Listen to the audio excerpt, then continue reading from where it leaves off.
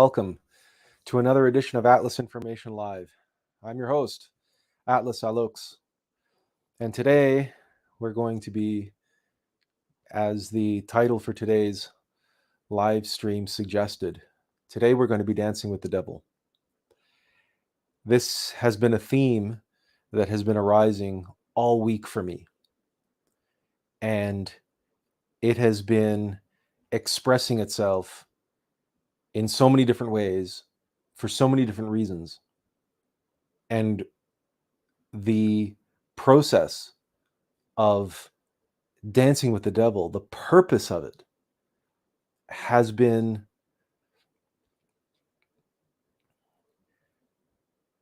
opportunities have availed themselves to sharing the meaning and purpose of dancing with the devil in my own life. And for all of these reasons, it seemed appropriate to follow up last week's live stream in which we were talking about our Father who art in heaven and our true self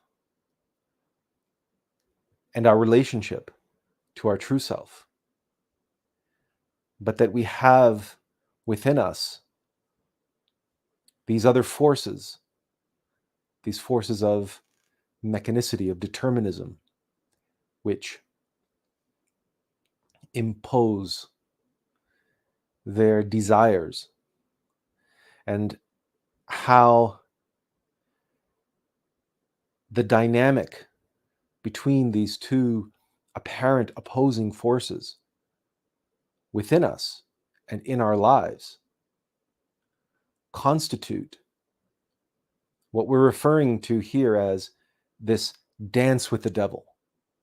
But clearly, this word dance is a loaded word.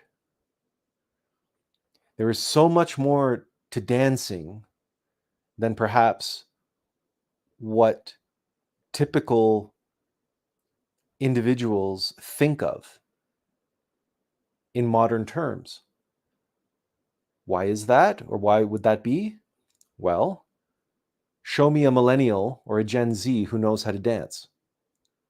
Proper dancing, real dancing, with a partner, one-on-one, i.e. ballroom dancing, or swing, or jive, or doesn't matter, lambada, doesn't matter. But we're talking about tango, waltz, rumba, actual real dancing.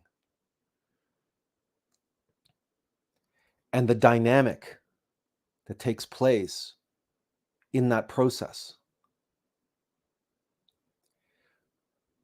But we particularly chose an image for our background for today's talk, which goes to an extreme opposite end of ballroom dancing.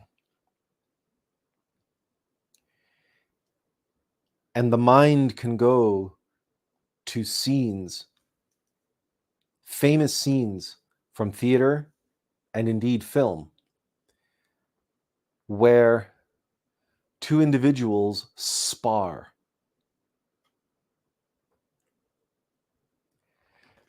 Famously, Muhammad Ali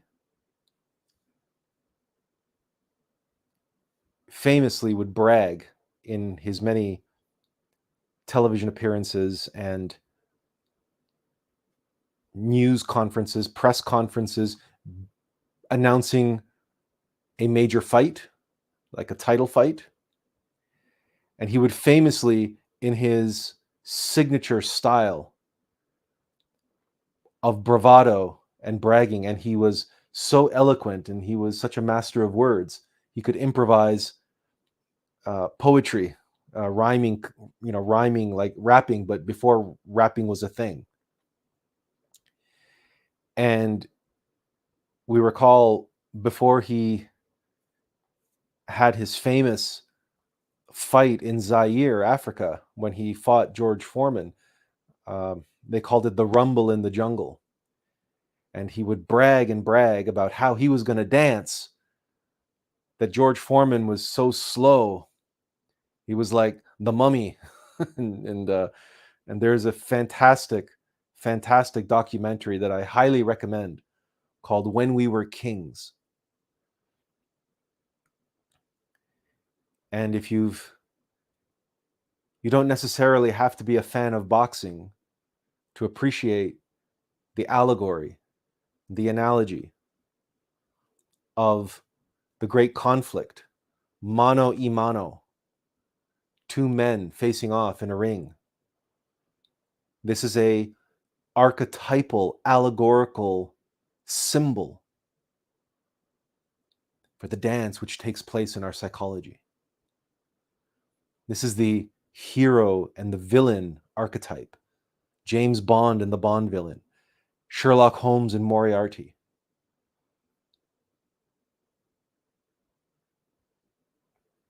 Luke Skywalker and Darth Vader.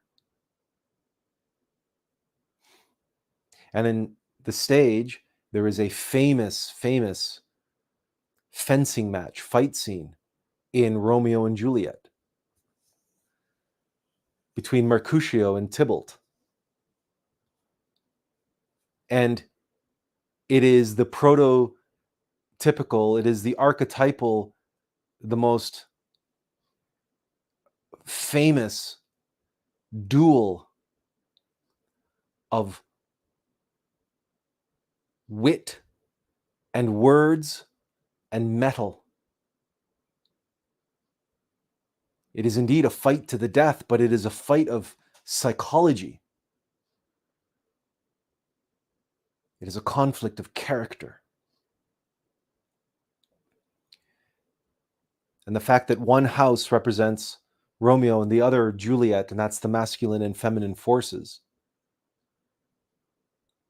we can see emerging and blossoming out of that single fight scene in microcosm the whole drama of the two families and the two lovers, the star-crossed lovers. Star-crossed. The star, the pentagram, and the cross. Union of masculine and feminine. We like to talk about the esoteric meaning of Shakespeare, and yet in Romeo and Juliet, it's right there in the chorus of the prologue. Two star-crossed lovers. There's nothing, it's right out in the open. It's hidden in plain sight.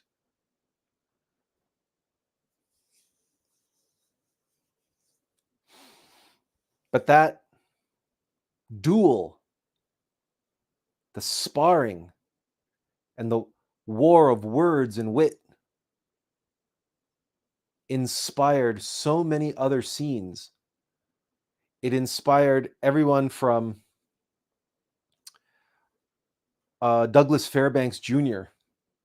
and the original silent film Zorro, to all of the other depictions of Zorro, and all of the fight scenes where Zorro is being witty and, quipping and making quips and cracking jokes and insulting the villain as he's sparring with him, making a fool out of the villain and sort of having his way with the villain. It also inspired that classic scene from The Princess Bride, which of course is a dry comedy, but there you have Inigo Montoya and the Man in Black. They have such respect for one another as artists, as masters of their craft. they're going and they're fencing, and they're having a discussion over what strategy each one is using. And it's just, there is something so compelling about that. That yes, it's a fight, but it's a dance. It's like all of those martial arts movies or samurai movies, which are so carefully choreographed to make it appear as though it is spontaneous and natural. And these are just master martial artists who are sparring mano a mano. But there is something so compelling in the allegory, in the story being told, in the movement of the conflict, and the push and the pull. It's one thing to watch something like that and listen to all the quips and the jabs and all of the wit, and the cleverness and everything else that is on display. But it is quite something else to experience that. And that is what one experiences when one truly knows how to dance. You see, dancing is a communion. Two individuals becoming as one, moving as one. And what's remarkable about the art of dancing is that you can go walk across the hall and invite a total stranger, take them by the hand onto the dance floor, and within moments you are moving as one. No hesitation, no resistance, no pretense, no subtext, no ulterior motive, just two souls in two bodies communing as one, to the music, of course. It is magical. It is magic. There's no other way to describe it. And what's even more remarkable is that if the one who's leading, which is traditionally the man, if the one who leads knows how to dance, that is, knows how to lead, then the woman doesn't even have to know how to dance. A woman doesn't have to have ever taken a dance lesson in her life. She just needs to know how to let go and how to allow herself to be led. And then she discovers herself moving in ways that she never thought possible, that she never imagined she could. Just as the man who's leading that dance is moving in ways that he would never move otherwise. There would be no reason, no purpose for him to move that way. The only reason why he's moving that way is so that they can together move that way and experience what they're experiencing, called the dance.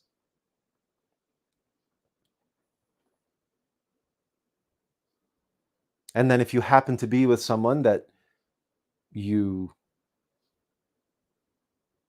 no matter who they are, complete stranger or someone you already know, or someone you know intimately, the dance is this space that, like those sword fights, you can now have this intimate one-on-one communion, this talk, this discussion that is just between you and your partner. And as you're moving as one, you can have the most incredible conversations. You can commune in ways that you can't normally. The only other way that you can commune with someone so intimately is what they call pillow talk. And I've mentioned this before, that the whole reason why in times past it was possible for men and women to see one another, to date, and remain celibate, that is, not engage in premarital sex, was because dancing was so common.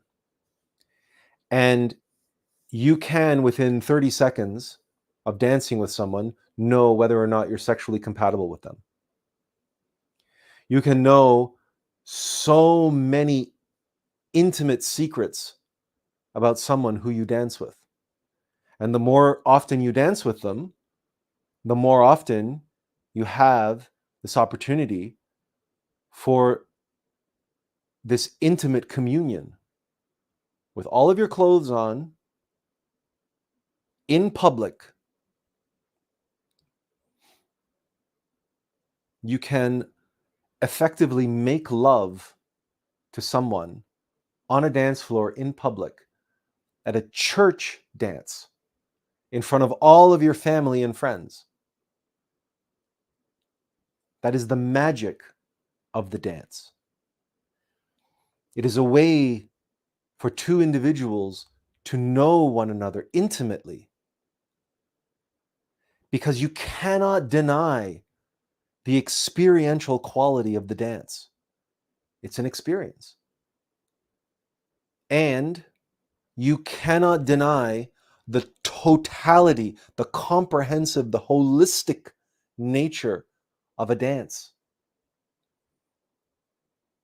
All of your faculties are engaged. All of them.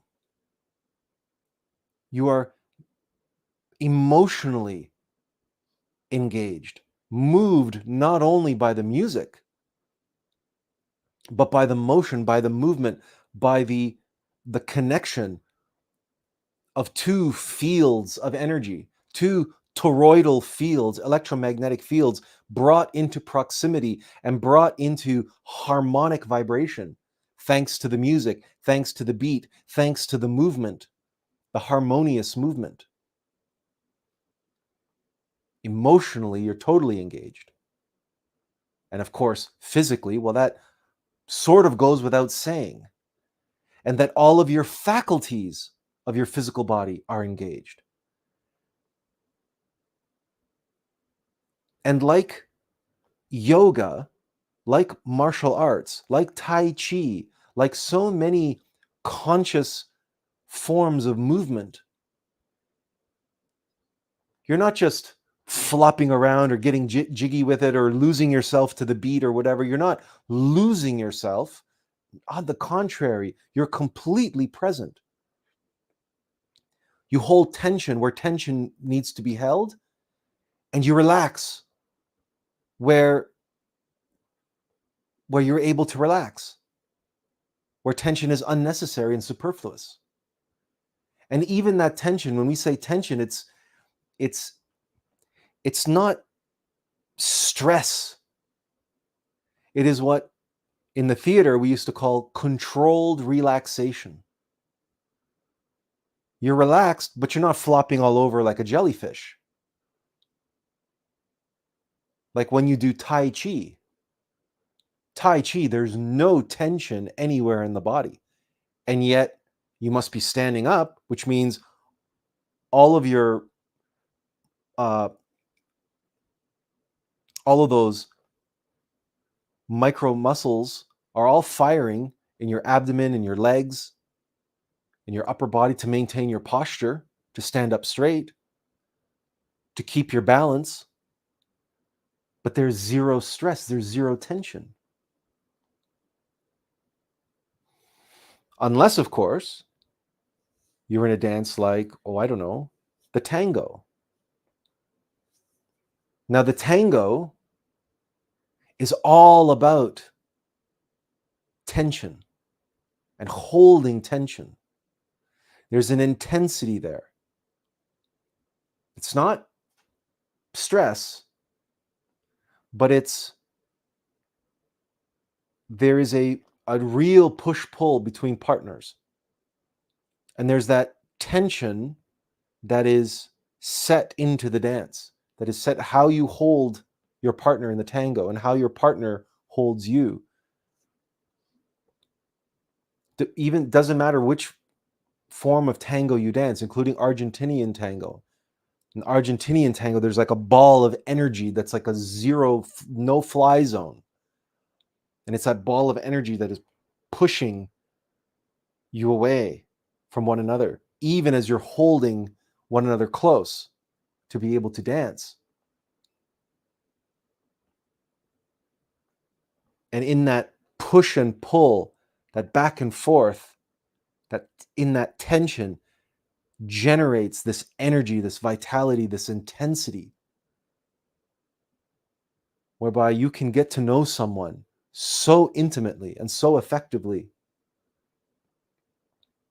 as you commune with them in and around this tension, this push and pull.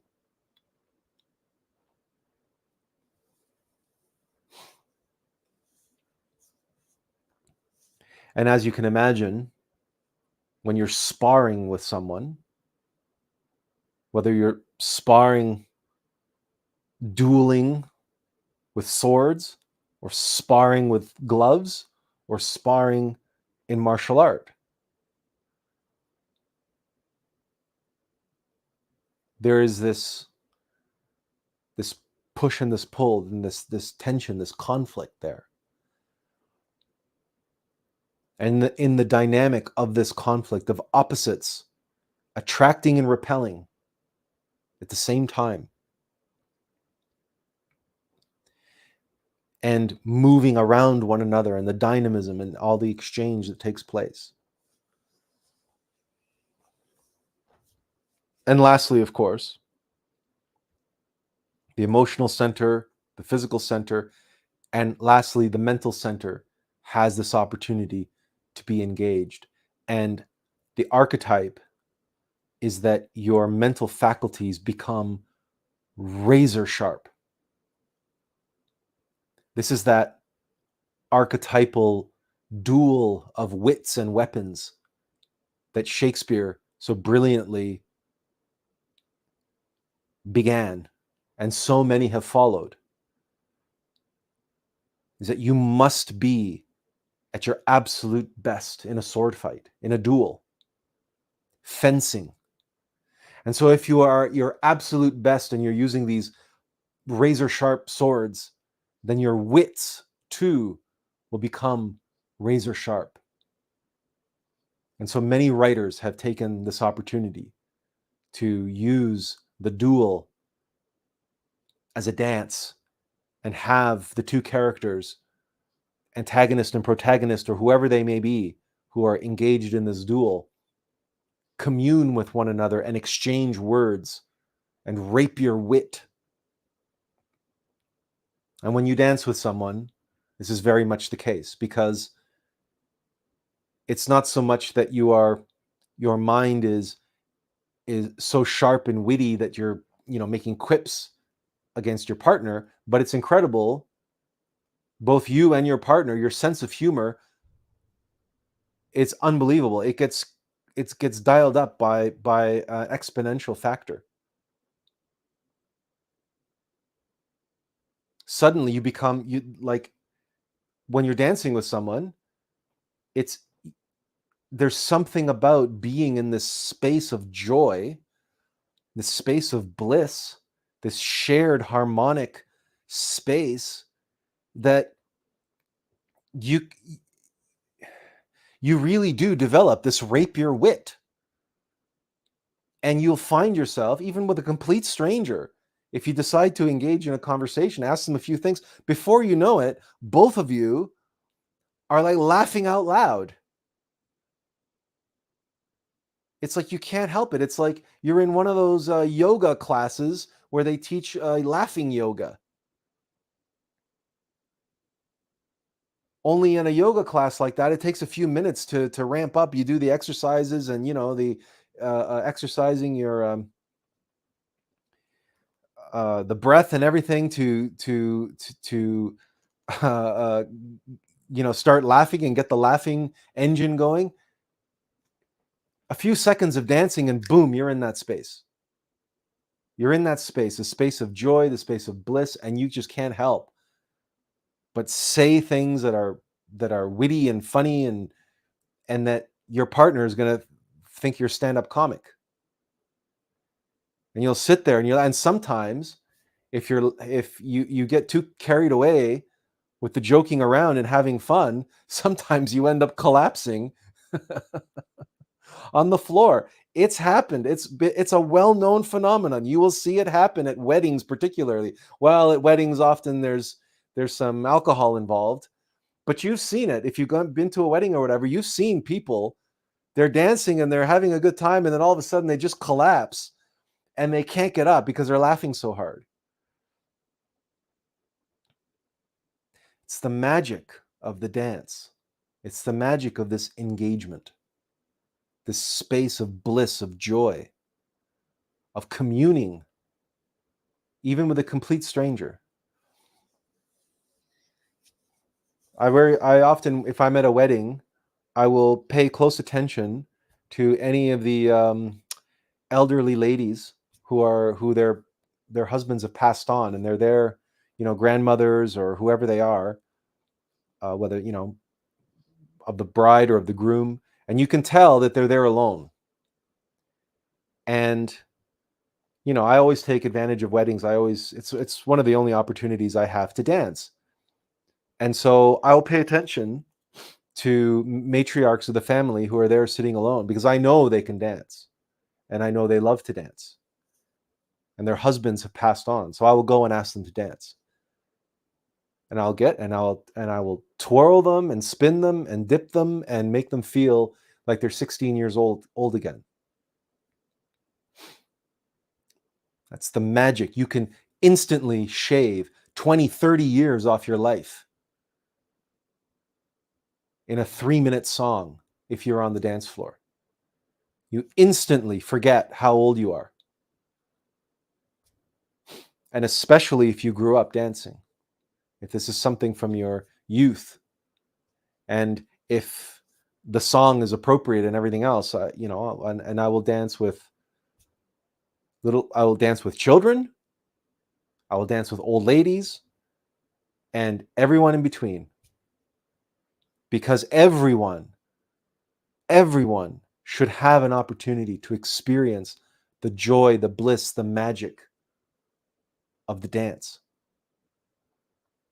There are precious few opportunities that we have in life to be able to commune with one another in such an intimate way.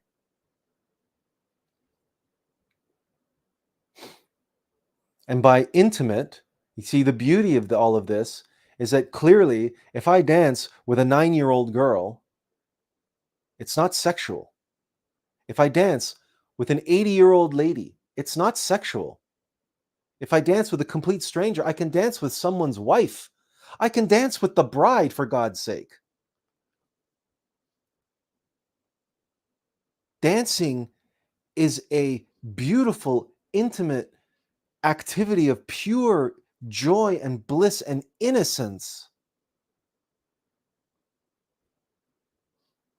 It is individuals sharing an intimate moment together in harmony with music for the love of life, of joy, of bliss itself.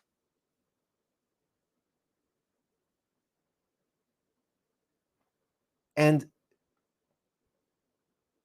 the fact that this has been lost from culture and largely lost from society is a tragedy. Because show me another activity that allows you to share such an intimate moment of pure, innocent joy and bliss, communing with another soul in public, that has the same magical power as dancing does, that makes you feel that way and makes a complete stranger feel that way, in which you come, you dance, and you thank them for the dance, and you never see them again, and you never have to, because neither of you wanted anything from one another. There was no subtext, no expectation, no desire. Just for the sake of the experience of having a dance, of dancing, and just sharing that harmonic union.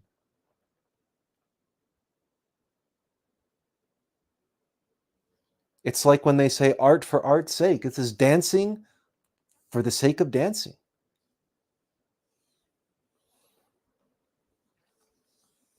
And it's a tragedy that it's been lost.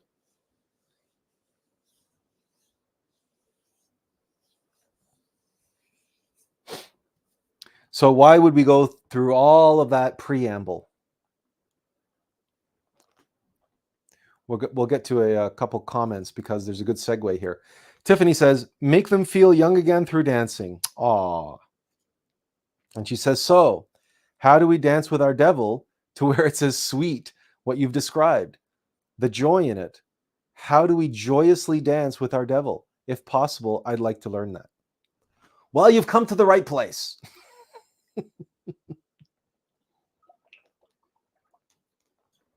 And I'm glad you asked that question, because that's precisely the reason why I gave you that preamble. Because it's a very good question. We say dance with the devil. What do you, where's the joy? How do you find the joy in that? How do you find the peace in that?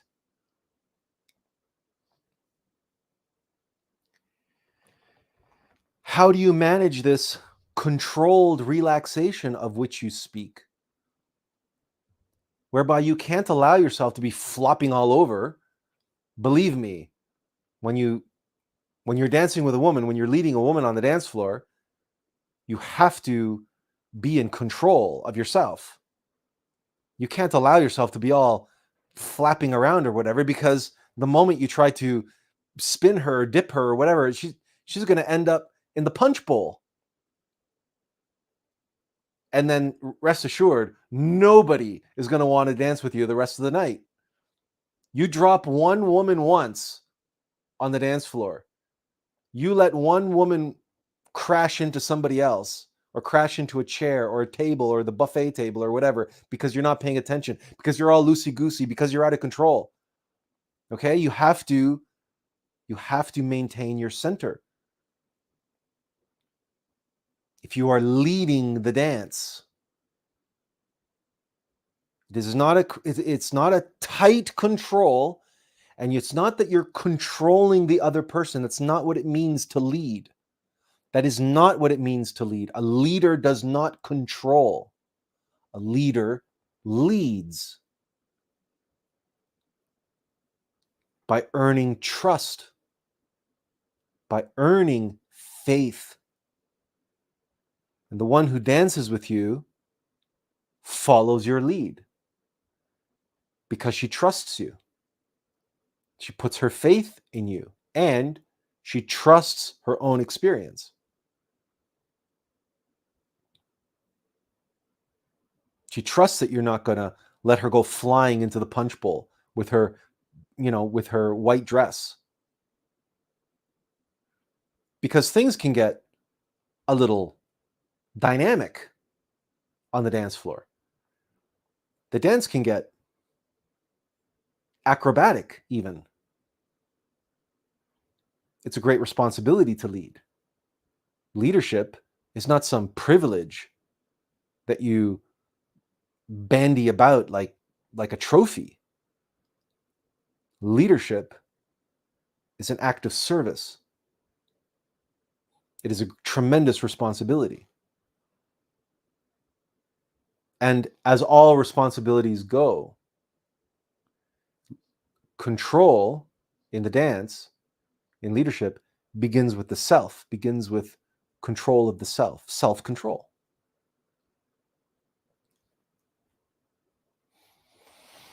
But again, it's not a rigid activity. If you've done yoga, if you've done Tai Chi, if you've done martial arts of any kind, or really even aerobics or gymnastics or any type of acrobatic or athletic sport, javelin, shot put, hurdles, high jump, figure skating, it doesn't matter. There's this sweet spot, the middle way, to be in control without rigidity, to have complete awareness, bodily awareness of space, of yourself, of your surroundings, without rigidly focused and concentrated and locked into mechanical movements, because you can't dance like that. You can't do most sports like that. Even if you're a power lifter, believe it or not. There's this subtle art to mastering movement with the body of controlled relaxation. Yes, especially if you're a power lifter, obviously you have to hold tension. You have to strengthen and hold your abdominal muscles and your legs and your buttocks, for example, because you have to control and protect your lower back. But at the same time that you're doing that, you must maintain flexibility, including in your lower back and the muscles that you're engaging and recruiting to lift the weight. But this is a very subtle, fine art to it, to maintain control while remaining relaxed. And if you look at the face of powerlifters, you would say to me, those guys are not relaxed. Okay? They're not relaxed. Well, you know what? Their face, right, is not a required musculature to the physical activity that they're doing.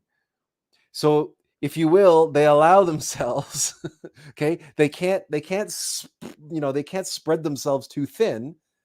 So they can't worry about relaxing the muscles in the face, because who cares if the face is not relaxed? And their face is cringing and showing all of the expression of willpower that they're using and all the force they're exerting and the strength they're exerting. But they have to focus and concentrate on remaining relaxed where it matters, right? To actually perform the lift. So yes, their face looks like they're about to die sometimes, and their face is all red and right, and they look like they're in pain and suffering and everything else. So we have to comprehend that if you have a certain amount of consciousness, you have a certain amount of willpower and awareness and bodily control and muscular control, you are going to save those faculties for the areas of the body that you know matter most. However, if you're a dancer, or let's say, a figure skater, you have to smile. And you have to hold a smile, and it doesn't matter. Even if you fall on the ice, you want to get up and smile, or you make a mistake, or you're dancing with your partner and her blade slices into your shin because you're twirling her around, or you get a toe pick, in the back of the calf or whatever, because it happens. It happens. You're ice skating, you have blades and they have toe picks, and and you're doing all these moves. It happens that you will get sliced and diced out on the ice. But if you're in competition, you're partly being judged on your presentation, and your presentation, a smile. That's part of the focus and concentration, to have that control. But of course, you can't rigidly put on a smile, because everybody knows that it's a fake smile. And they're like, whoa, gee, that's a little creepy, right? So you can't rigidly smile. You control your smile, but your smile is natural and relaxed. You see? But power lifters don't get judged on presentation. so they can look like they're agony. They can look like one of those Japanese kabuki masks, right? Where a Japanese no mask, like a demon face, right? That's all red and making all of these grimaces and stuff. But generally speaking, this is the key when we are so-called dancing with the devil. And that juxtaposition of those two extremes, where you're putting on a smile no matter what. This is, you might think of this as the people who preach the power of positive thinking and remaining positive all the time and only seeing the positive in everything, right? And positive, positive, positive, and high vibration, high vibration, high vibration. You could lump that into the category of people who are putting on a smile no matter what. They could be suffering, a bullet wound, right? A gunshot wound or whatever, but they're putting on a smile because it's all about, And at the other extreme of that, you can think of the power lifter that doesn't think it's important to smile. And it's, and for him, dancing with the devil is like wrestling that bar, getting it up above his head, and anything and everything that it takes to do that. And he sees it not so much as dancing, but as that like raw fighting, right? It's just a battle. That's all it is. And so he's not afraid to grimace. And so these people, you might think of them as kind of like the worrywarts and the people who are negative all the time and are grimacing all the time. And they're always suffering, and they focus on the suffering. And it's just not, and maybe, there's lots of in between these two extremes, and there's lots of different expressions of those two extremes. But those are two extremes.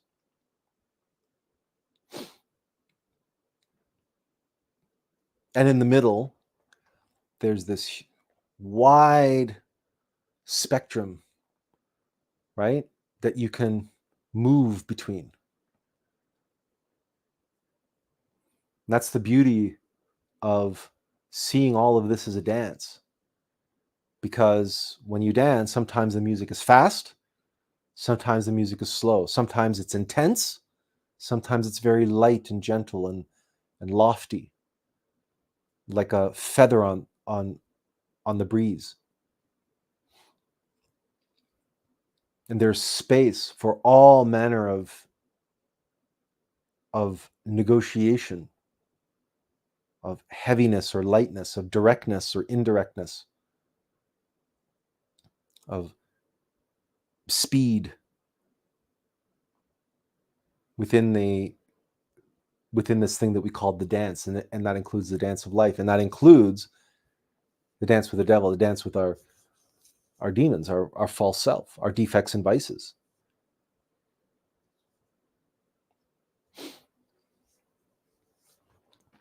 As Azazel says, dancing with the devil is like a battle of wits of sort, best described by referring to couples pranking each other, but on a more profound way. And he adds, or like Homer and Flanders.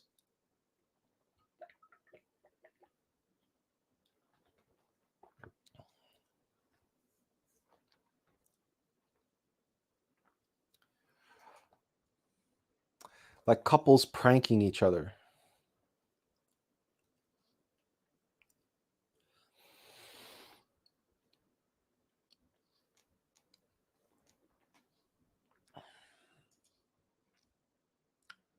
The question that Tiffany had here, so how do we dance with our devil and the joy in it and everything else?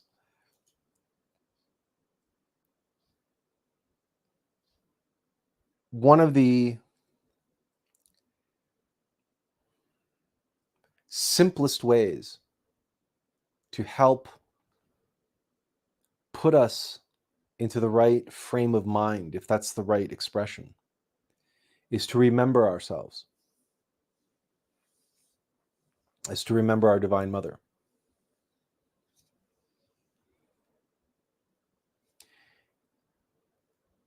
And to remember ourself, our true self, who is the one at the end of the day that is doing the dancing.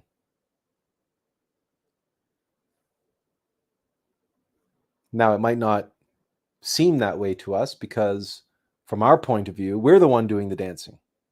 And of course we are.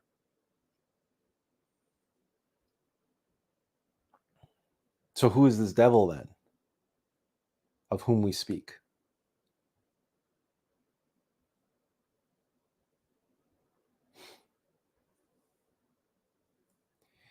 We included in the subtitle of today's talk, we said it's best that you know who is leading.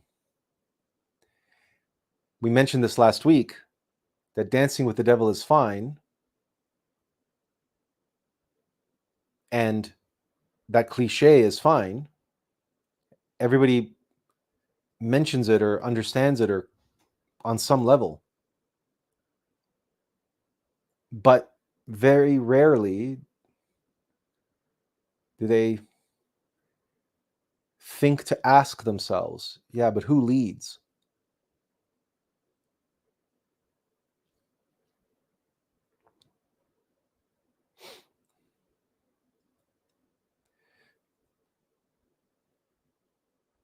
If you dance with someone who's a bad dancer, if you dance with someone who, I can't imagine this, but it must surely exist. And you've seen this maybe in some movies and so on, like one of these salacious, hedonistic type men that they do have a subtext, they do have an ulterior motive. They only want to dance with the prettiest women or the most voluptuous women, and they're going to take advantage of that intimate closeness to grab and grope and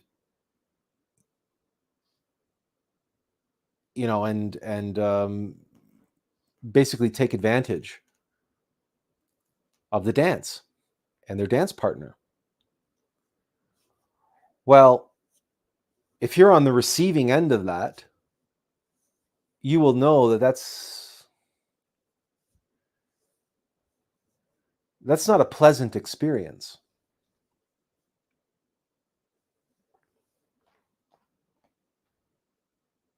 In fact, it's a violation.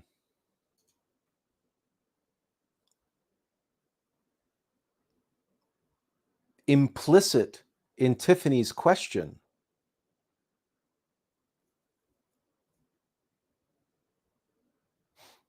is the reality of how most of us experience dancing with the devil, dancing with our defects and vices, our demons, our egos. It's not pleasant. Desires are the root of all of our suffering. Egos are all about exploitation. When do you know one of your egos to not take advantage of an opportunity when it is presented with one?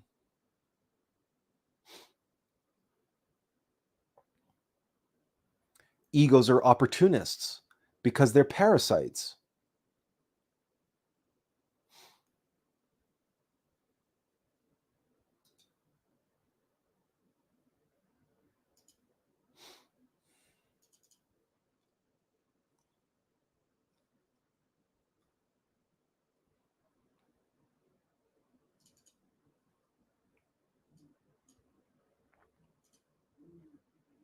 Well,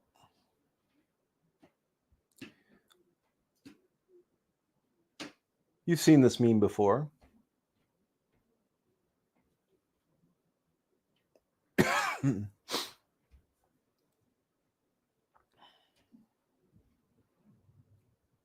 Whether we're talking about malware infecting computer systems, or we're talking about corporations exploiting human and natural resources, whether in nanocosm or macrocosm, the microcosm of the human being, infected and infested by egos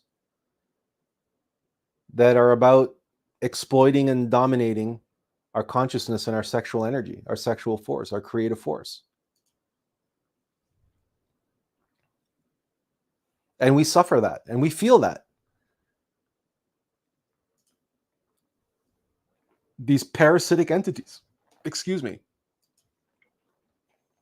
these parasitic entities in our lives, in our mind, in our heart, in our body, these habits that we have, these desires, these cravings and aversions, these addictions, these incessant thoughts that just keep playing themselves over and over and over and over again, like we're part of some MK Ultra mind control experiment or some strange terrorist psychological warfare scenario. We're tortured from within.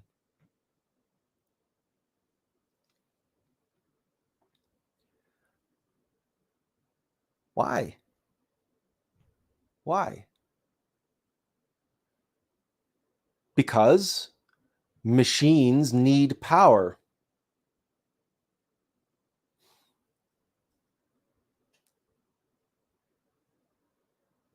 Because there's only two forces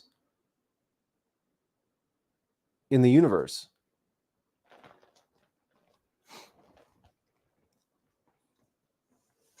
And they exist in this relationship.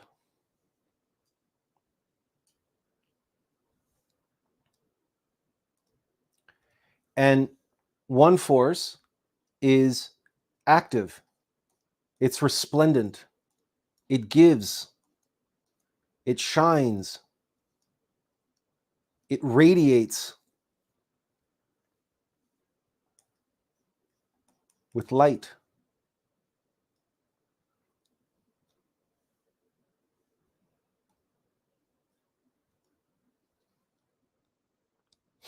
And its antithesis must, by definition,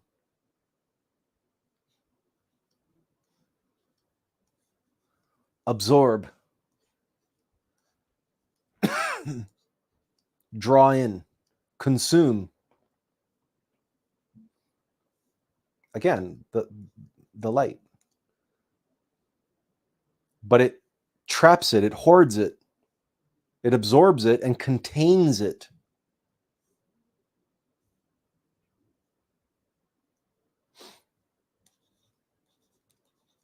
In what we identify and what we call, right, the dark.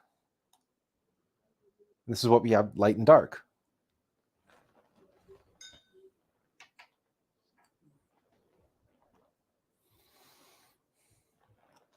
This then, this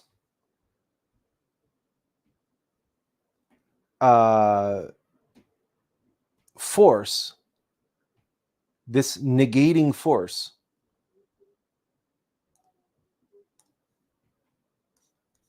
right? It negates the light.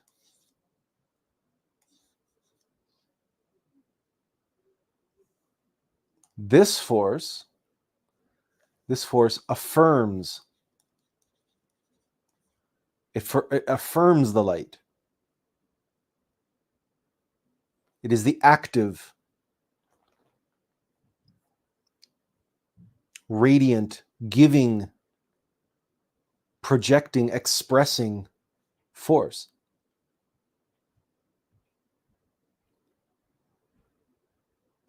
This is the dance. This is the dance. But who leads? If you allow the darkness, the negating force, that which negates and absorbs and traps and hoards and keeps the light for itself.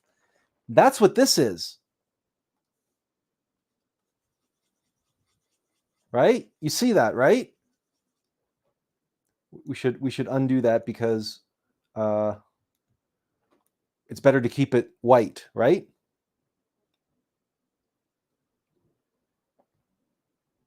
This is what is trapped in here. But this is light. Its nature is it wants to radiate. It wants to escape. It wants to get out of there.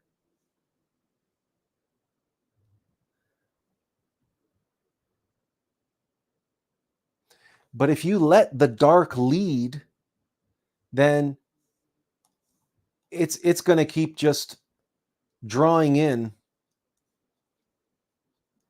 more light.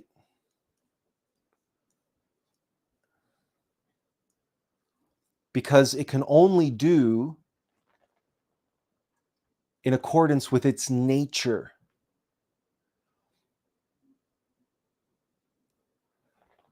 And this nature is mechanical.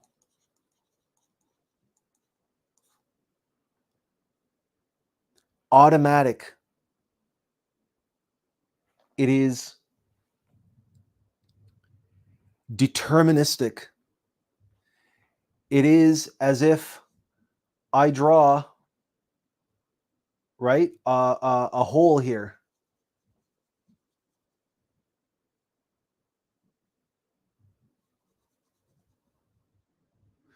It's not a best hole. That's not the best hole, but you get the idea, right?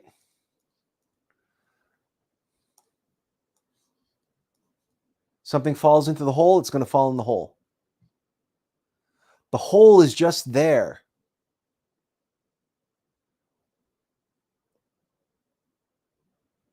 And if you want to talk about differential pressures and nature abhors a vacuum, etc., etc.,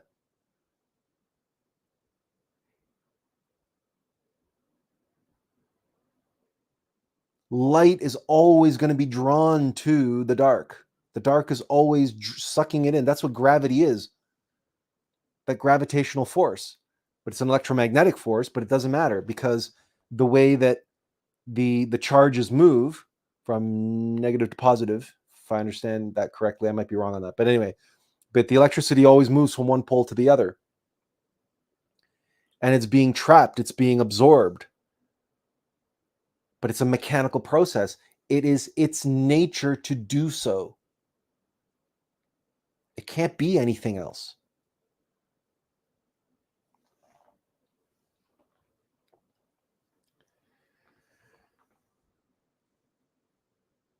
So if you allow this nature to lead,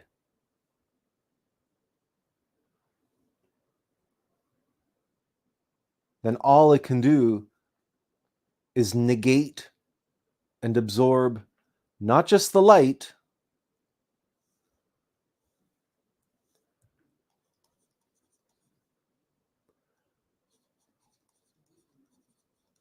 but the consciousness.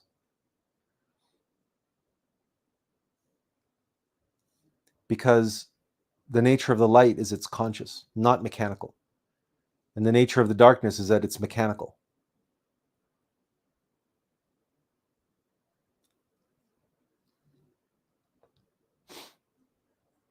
So,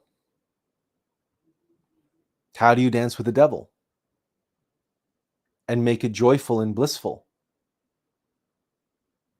It seems to me that all we have to do is look at the Tao and remember what I said earlier about being too stiff and being too controlling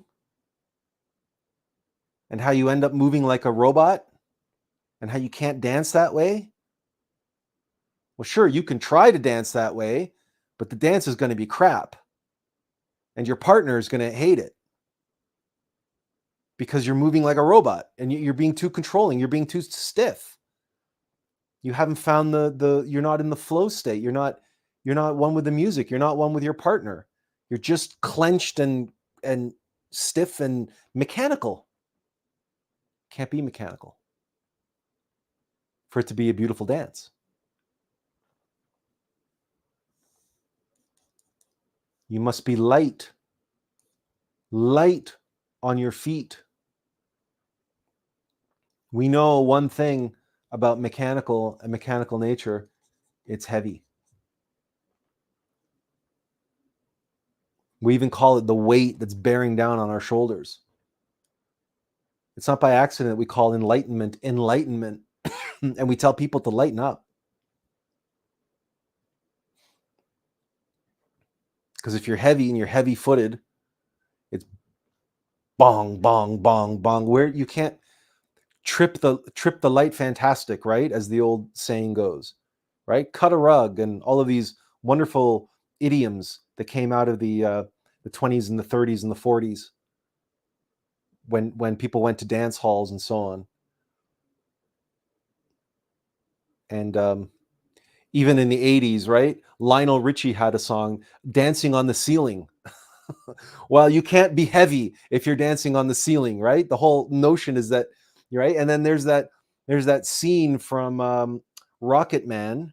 That's that kind of like a musical about the life of Elton John. It's not really a musical. It's like a musical drama about the life of Elton John.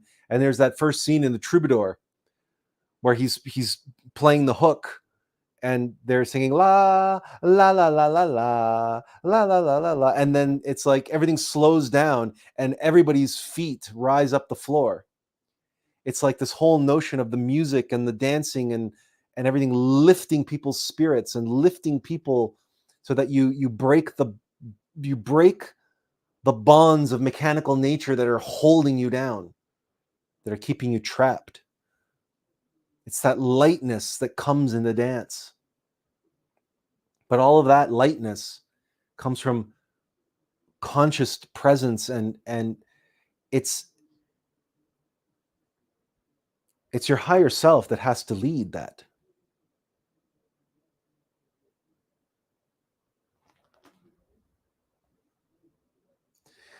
Benjamin says, in the Superman comics, Parasite is one of Superman's greatest adversaries because it can absorb all kinds of energy. It hates Superman because he has an unlimited supply of power, which is the sun. The parasite is similar to the ego as you described it. And interestingly, Superman is the true human being. It's the Superman of Nietzsche, but it's the true human being. And yes, the Superman, the true human being, gets their energy from the solar light, from the Son of God, from the innermost intimate Christ.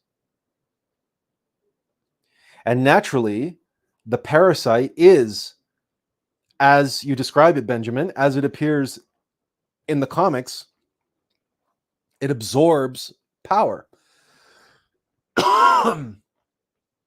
That's what the egos want. They want our consciousness and our sexual force. And all the other villains as well, including Lex Luthor. Well, what's Lex Luthor want? Power, right? Control. He just wants a different kind of power.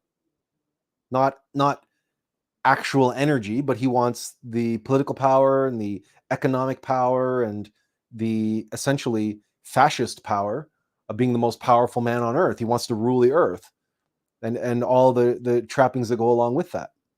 Well, what does that sound like, right? If it's not the ego.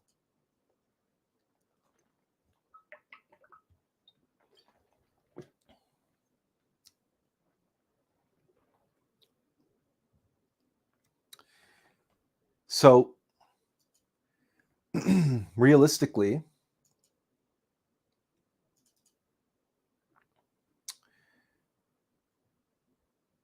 do we have that image?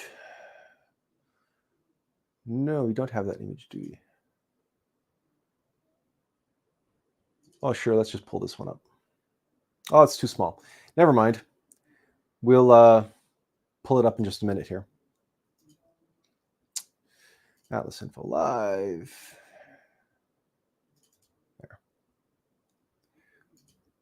So when we look at the image that we used for today's live stream, right?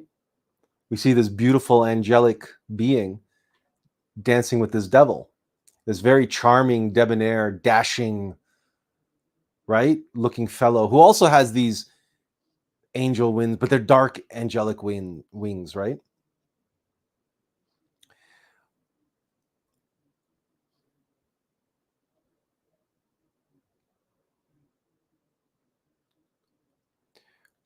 Okay, so just a quick pause. Tiffany asks, can you please, when you can, give a simple example of dancing with one's devil calmly, with grace, and perhaps, again, if it's even possible to approach one's demon with, if not joyous, at least with the absence of fear and defeat.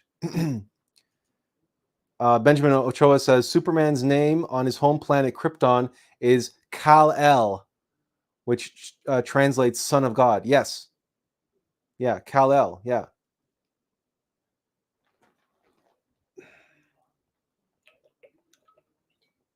And the S is the symbol of the house of El. Okay, so Tiffany serendipitously has been driving us forward with perfectly timed comments here that are acting as segues. So we're just about to get into what she's requesting here.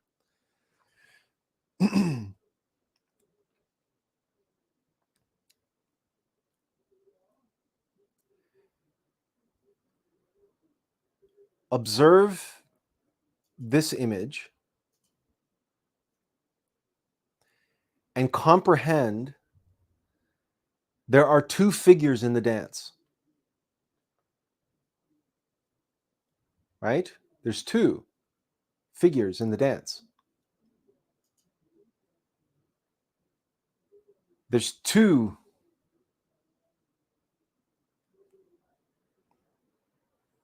aspects to the Tao.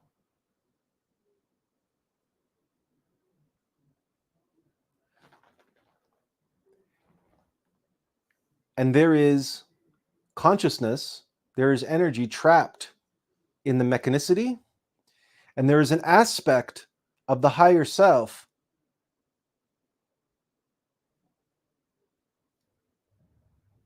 that is mechanistic, that is trapped, if you will, in mechanicity.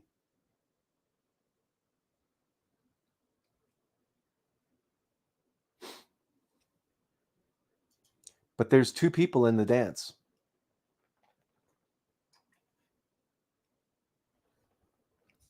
What does dancing with the devil really, truly mean? You can only comprehend it by answering the question, who leads? But there's two entities. There's two people.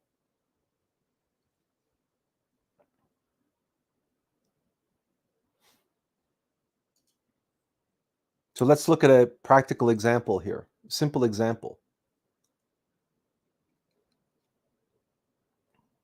A few weeks ago, any of you who are watching witnessed myself having a seizure. And, you know, I talk about being possessed by a demon and so on and so forth. Now, by the sounds of things, that makes it seem like or sound like there's three entities, there's three beings. That there's myself, this mortal vessel, this mortal vehicle, and that there's my higher self, and that there's this other entity, this other demon that's possessing me, that takes me over.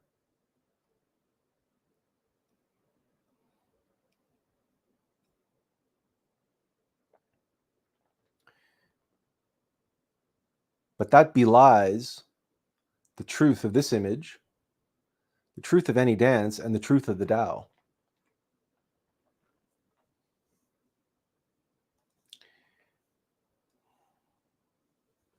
Because the reality is there are only two sides to the Tao. The fact that each contains an aspect of the other explains this third entity, or this apparent, the illusion of a third entity, the self that we identify as.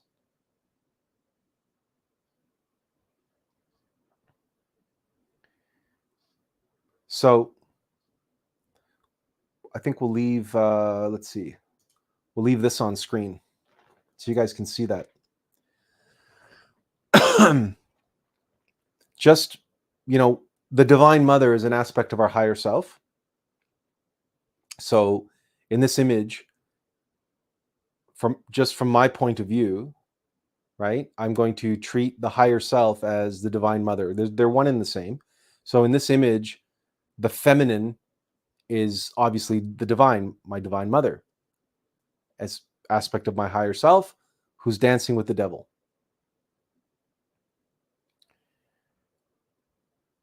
Which is the masculine, and the mechanical element in the image.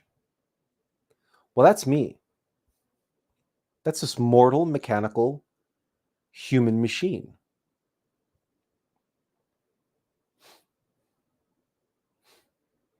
And the aspect of my higher self that's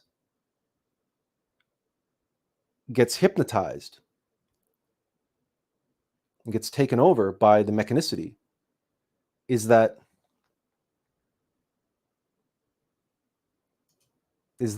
light in the darkness that gets trapped by the darkness. And this aspect of the self, the human soul, that is trapped currently in darkness or is yet to be created, it's still mechanical. It's the lunar bodies. It's the aspect of the consciousness that is here and now and present and identified with the false self. That's this darkness and the light. But it's still only two entities, the true self and the false self. Atlas and Attila.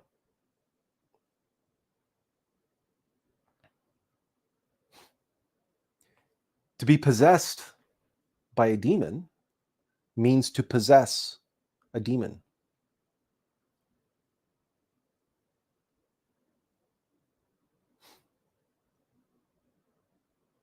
And you all saw 2 weeks ago.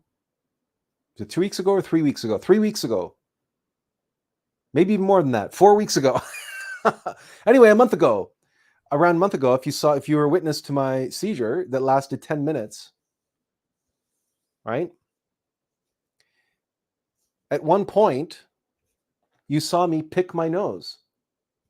And not only that, you saw me pick my nose and put my and eat it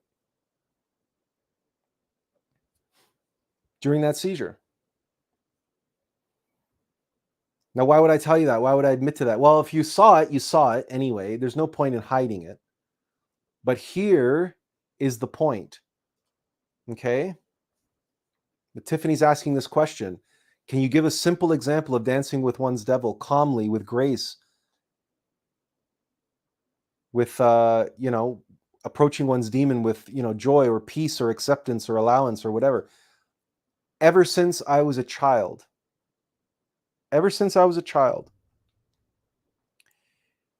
have to constantly fight the urge to pick my nose.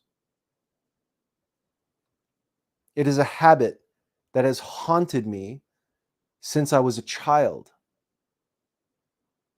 I have to actively resist that habit. And if I don't pay attention, if I'm not in constant self-observation,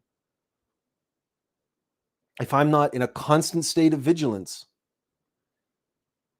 I won't even notice it, and I'll be picking my nose, and I won't even notice it, but I'll be putting it in my mouth.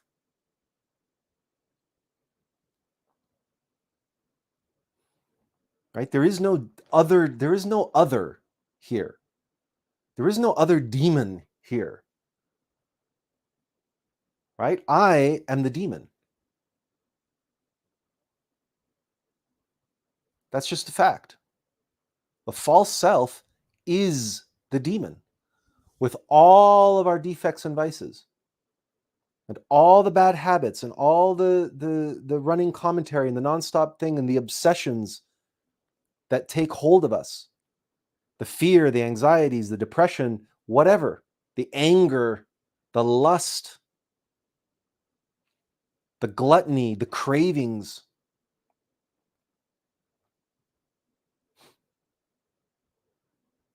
And when my higher self is pushed out and I'm not there, my Atlas is not there, my conscious presence is not there, and I lose I, Atlas, consciously am not leading the dance, then the demon, Attila, does what he wants, mechanically, automatically, habitually. And I have no control over it. I completely lose all self-control. That's what a seizure is. Because something has seized you, but what has seized you is always with you.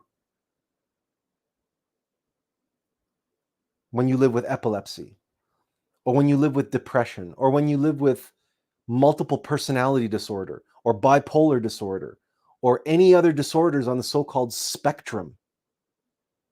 What you live with all the time. It's just that most of the time, if you're present and aware and paying attention and in control of yourself, you check those behaviors and you check those habits and you check those, so you don't allow yourself to go there. But you have to actively stop yourself from doing these things. Like somebody who has obsessive compulsive disorder and can't stop themselves from certain behaviors or certain thoughts. They can't stop themselves. Well, what can they do? We all can do only what we can do, and we begin first and foremost by observation.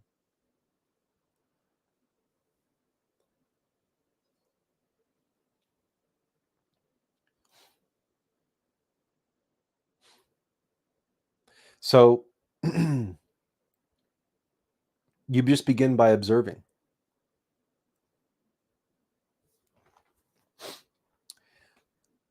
So Tiffany says something about there's a whole culture of people that pick nose and consume on purpose. It builds immunity.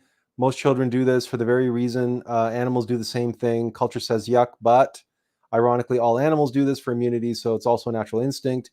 If that cushions that at all for you. Tiffany, no, it's fine.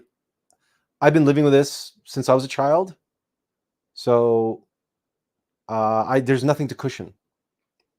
If there was something to cushion, if I was ashamed of any of this, I wouldn't be pointing it out, and I wouldn't be using this as the example that you asked for. You asked for an example of something that you can live with and be completely at peaceful and actually have a sense of humor about and relaxed about it and peaceful about it, right? Yeah, it's fine. Yeah, this is exactly what you asked for. You asked for a practical example. I'm giving you one. I'm not giving it to you to play victim, and I'm not giving to you because I need, no. This is something that I've lived with. But I'm saying that this is an aspect of the demon. And you observed that, you saw that was one of the defining moments of when I was having a seizure. Yes, but remember that the science behind it is materialist science, and animals are animals. They're also machines. They're mechanistic. They're ruled by mechanical nature, right? So, mechanical science also tells us that masturbation is a good and healthy thing to do, and that monkeys masturbate all the time, so it must be natural. It must be good. right? There's all sorts of things that animals do that we as human beings don't. Because we know that it's not for us. It's for animals. But remember, all of the egos work for mechanical nature. They're all mechanical. We are not animals. Human beings are not supposed to be animals. We have animalistic machine bodies, but we are supposed to be in complete control and conscious command of them. We are not, because we are not, because we're asleep. And because we're asleep, we're identified with the false animal self, which is why we do all of these hedonistic behaviors that are the activities of animals and demons. But there is no demon outside of us, and there is no other that is the demon. These are just all elements, these are just all malware running on the true demon, our Shaytan, which is the false self.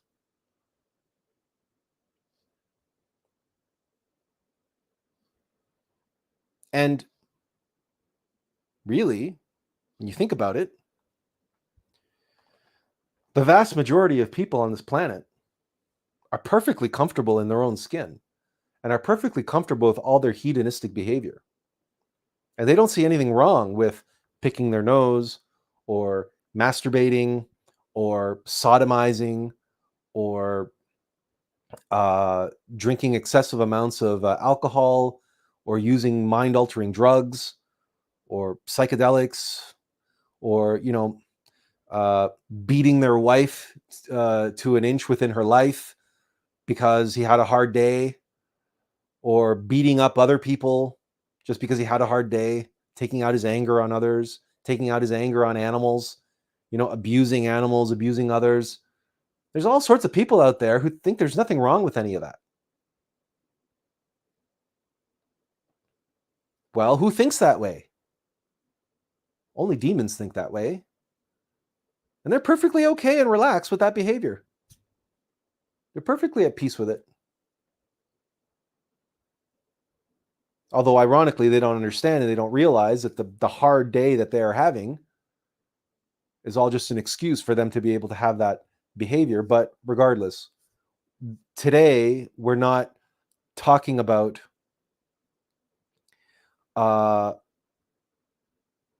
life as a demon and indulging life as a demon. Because frankly, I think we all know what that means, and I think we all know what that's like. We've all experienced that to one degree or another. Because we've all lied, we've all been gluttonous, we've all been lazy, we've all been envious, we've all been afraid, we've all been controlling or submissive, we've all been proudful, narcissistic, and or shameful and guilty.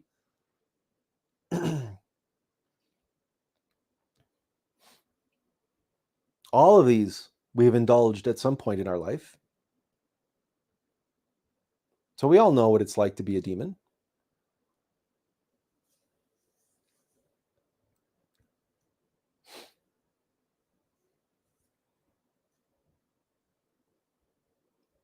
Can you experience joy and bliss and fun in your present state? Can I? Sure. I was telling you about, for years and years and years, and I just told you, like, the first half hour of today's talk was all about being blissful on the dance floor and have these wonderful, joyous experience dancing. Well, guess what? Who was dancing? The demon was dancing right there, right along with me.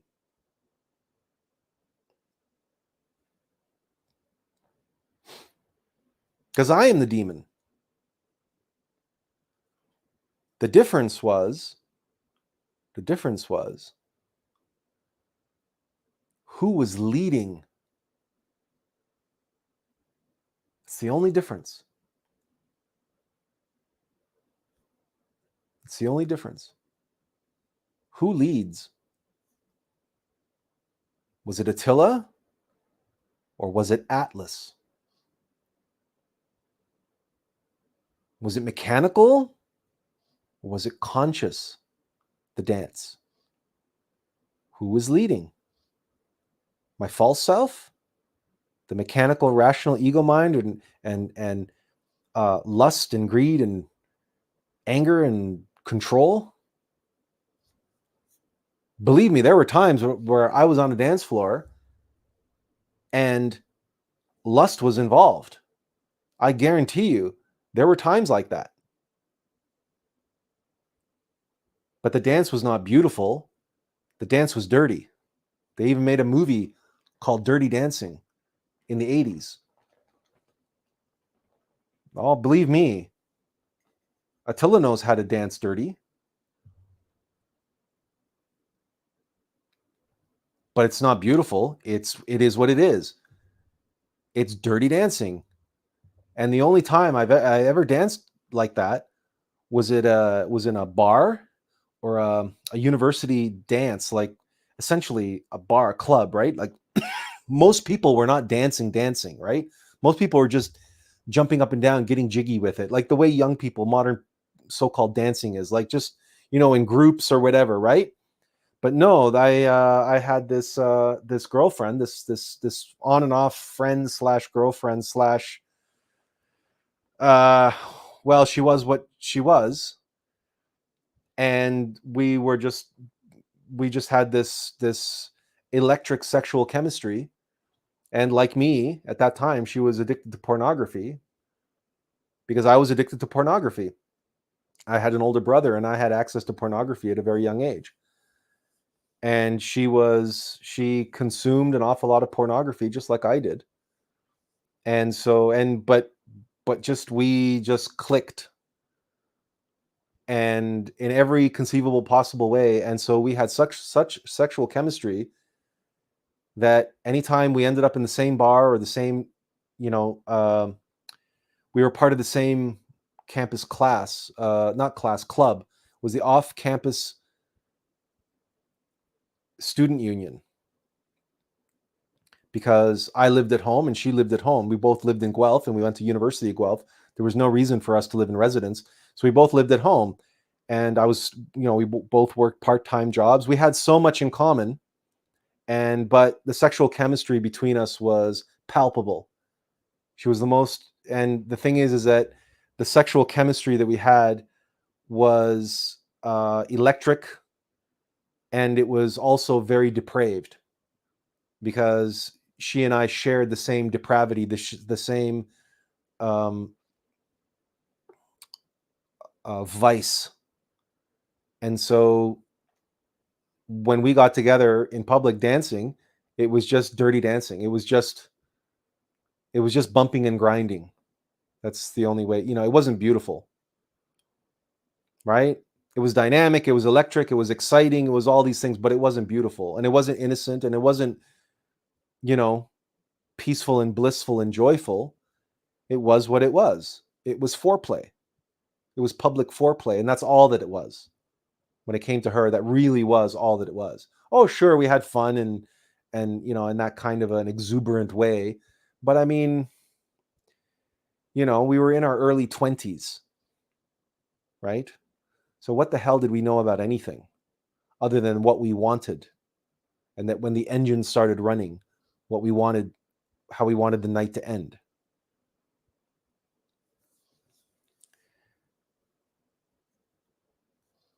So I know what it's like when the demon leads the dance, literally. And you all know what it's like when I'm here doing a live stream and the demon leads so completely that he's now dancing by himself, and Attlas is not even there.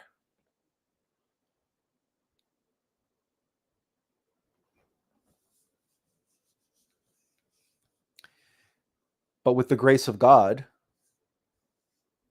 I also know what it's like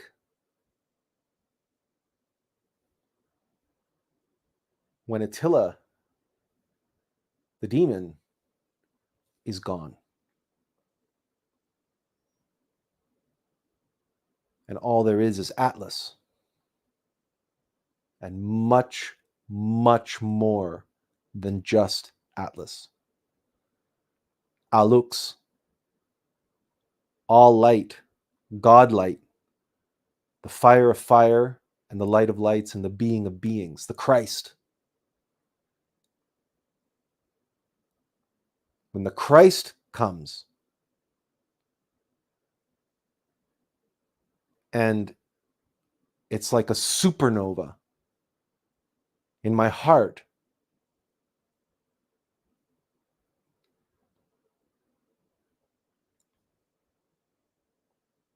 so in this life, I've had the blessing of both extremes.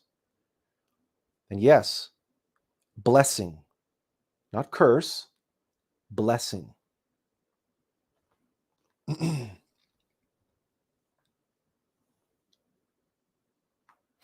Because when one comes to do the work that I am here to do, one must comprehend what others suffer from. If one is to have true compassion, one must know, one must be able to feel others' pain, not just as an empath, but to know their struggle, to know what they go through. And in this day and age, you know that a great many like to point fingers and lay blame and cast stones at the global elite, the people behind the curtain, people at the World Economic Forum and the global banksters and all the rest of it, and the ones who are desperately trying to control humanity and all that stuff.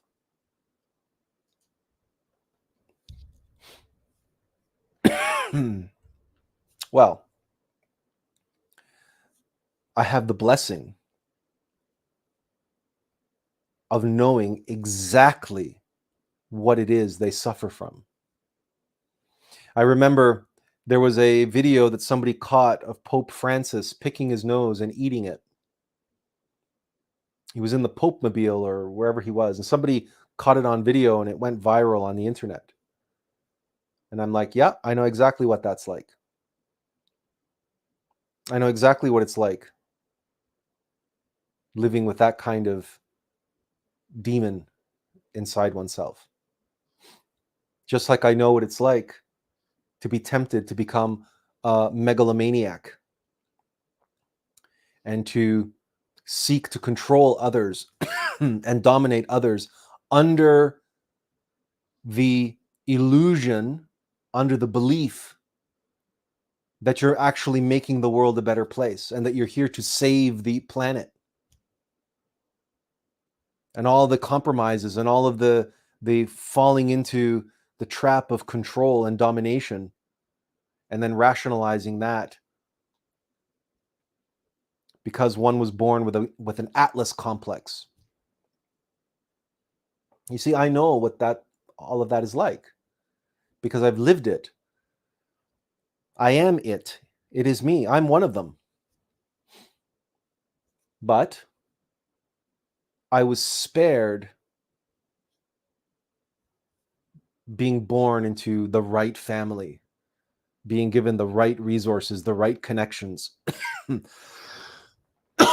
Excuse me. I was spared all that, which means I was spared a life of worldly success, which means this false self with all of its beliefs and its desires and its rationalizations about making the world a better place and all the rest of it was never given an opportunity to fully indulge and exercise all of that.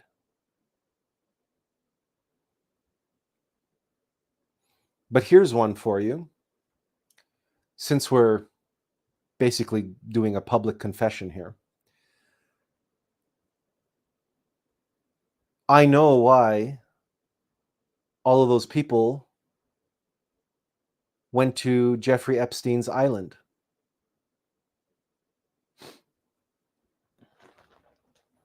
Not because I think I know, not because I believe I know, but because I know I know.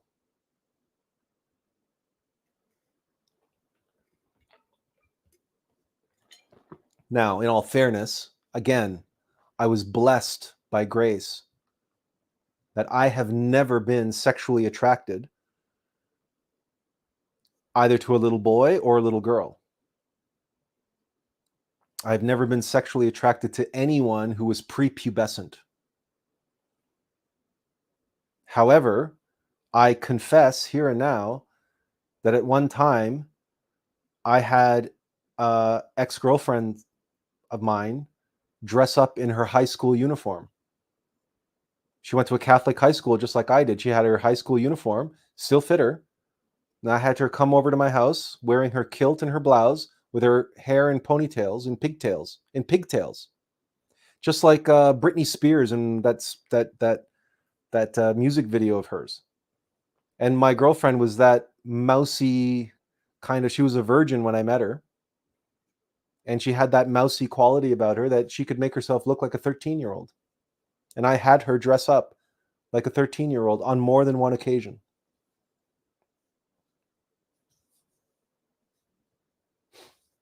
Right? That's not some demon. That's not some entity that I can point fingers at and say, oh, poor me. No. I did that. I did that. This mortal being, this mortal false self. And it was only a few years ago, about 10 years ago, which was not all that long ago, where I went to Guatemala to be with a woman who she was about 10 years my junior. So I was about 40 and she was about 30. But you know, she was a submissive, right? She wanted me to put her over her knee. She wanted me to talk to her and you know, and if she was a naughty girl, she wanted to be disciplined. And she wanted to call me daddy. That's what she wanted.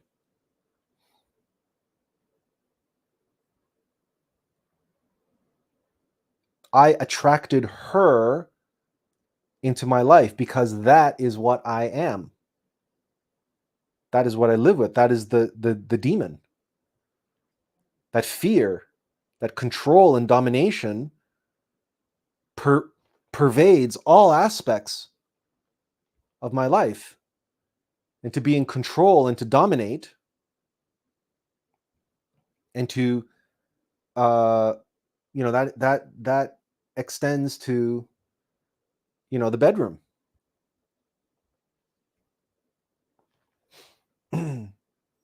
So rest assured, I know all about Epstein Island because I know, were I to indulge that hedonistic desire and were I to indulge fantasies about submissive young women and submissive young girls doing what they were told, rest assured, eventually, boredom and desire for novelty would have eventually led me to get on a plane and go to Epstein Island.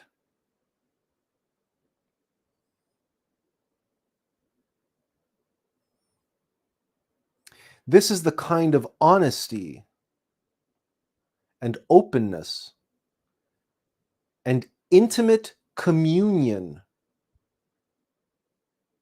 and openness and oneness that is involved in dancing with the devil. And this is why in Gnosis, and why it was carved on the entrance to the Oracle of Delphi, know thyself, and you will know the universe and the gods. But you begin by knowing the demon, that which entraps and enslaves your innermost essence and your consciousness. That which currently leads the dance of your life. You can't lead. You can't consciously lead. You can't have your higher self lead the dance if you do not know how presently your demon is leading you. Remember that push-pull of the tango and why the tango is such a powerful, dramatic dance? Because it's this push and this pull. And why, as we said at the beginning, the dance and the archetype of the dance, we must understand and comprehend that in its broadest interpretation, which includes sparring, which includes fencing. And it is a battle of wit and will. You must outwit your opponent, but you must engage your opponent. And you mustn't make excuses, and you mustn't try to dismiss, and you mustn't try to avoid. You must engage.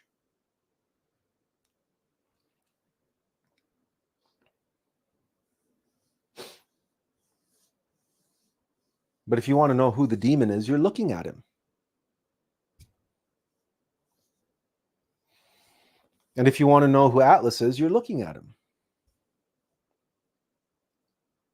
Or at least you're looking at his mortal servant and vessel. Because thank God, with the grace of God, with the grace of my divine mother, I am not free of the demon. I'm not free of that fear and that desire to control and dominate. But I dance with it every day, and I know the purpose that it serves. The reason why I had to ask it to dance.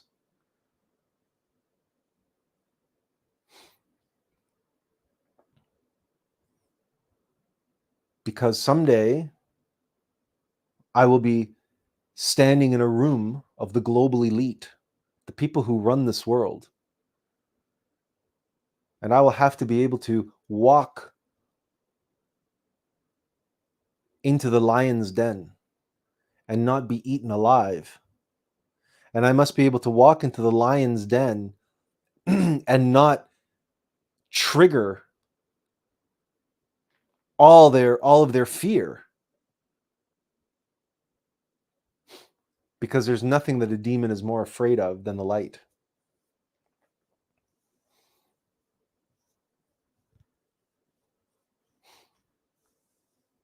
And I must be able to walk into a room filled with those individuals, knowing exactly what motivates them. And be able to speak to them in such a way that they do not feel as though I'm an outsider or that I don't belong. They must feel as though I'm one of them, because I am.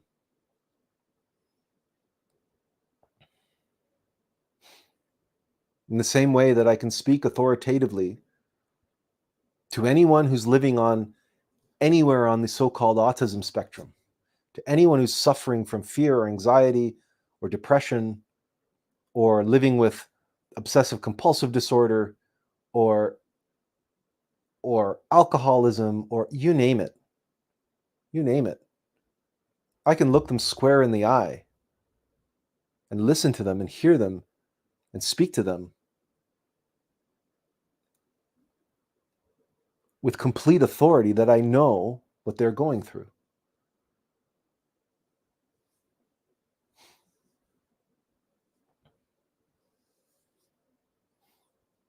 To know good and evil. That is the tree of knowledge. Every angel was once a demon. This is an axiom of truth. And bodhisattvas live a life of suffering and sacrifice for humanity. For this very reason, we do what we must do in order to serve who we came here to serve.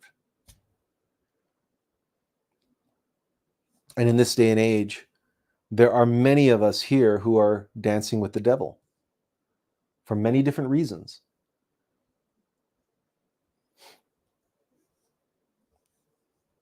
Why you are dancing with yours is for you to find out.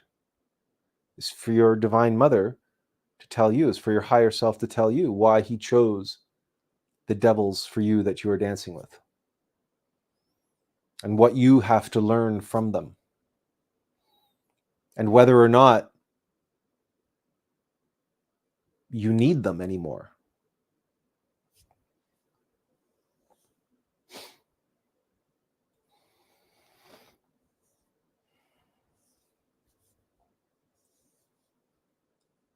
But in my case, I will one day be able to stand among the most rich and famous or infamous and secretive and powerful individuals on the planet, and I will be able to speak heart to heart to them with the highest authority in such a way that I don't get myself crucified in the process, but I will be able to speak to them from a place of compassion, from a place of understanding.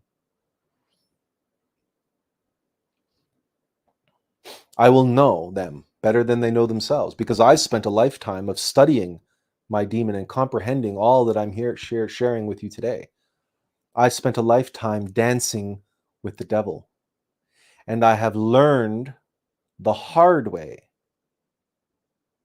because it's the only way to learn, that the key is who leads. The key is who leads. And here I am dancing with the devil here and right now, right? Fighting the urge to pick my nose. And Attlas leads. And overcoming any fear or shame or anxiety about speaking publicly on the internet about my sexual fetishes, and the fact that I can relate to and understand why people go to Epstein Island. This is not a kosher subject to reveal in public on YouTube, especially not for one who's possessed by a demon of fear. This is not something that one goes around talking about in public, about one's fetishes. But the demon's not leading right now. The demon is not in control. And frankly, I'm just not afraid, because there's very little that I'm afraid of anymore.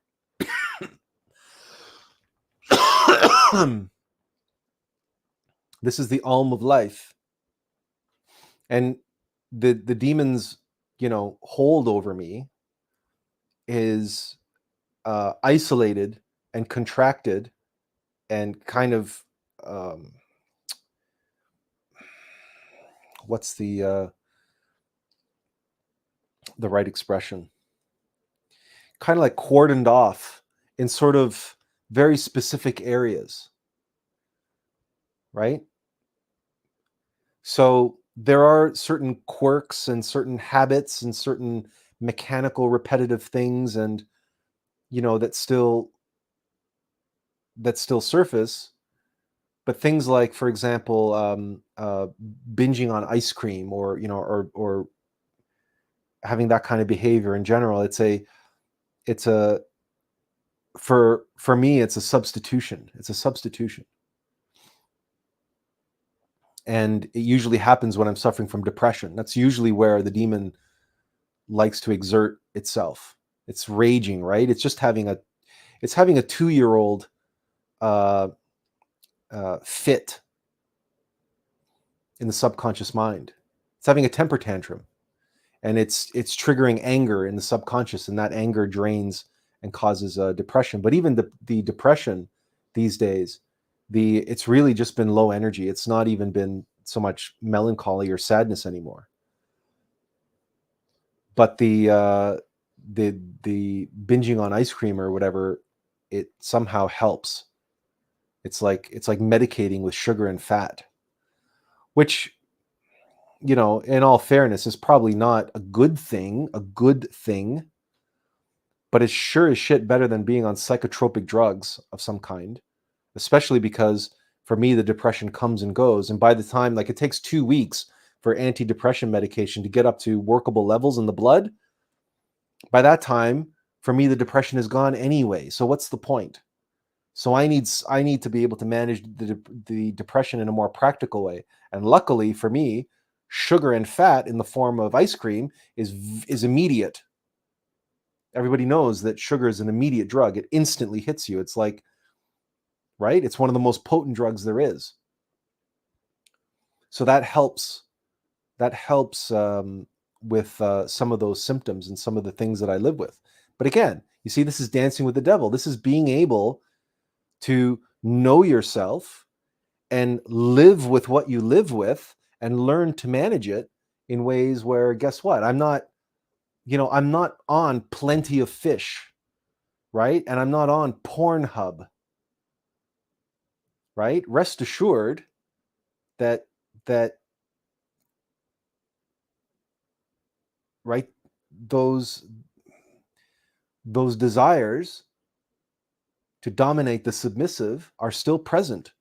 Especially, that's the last aspect of, you know, demonic possession that goes, right? Lust is the mother of all egos.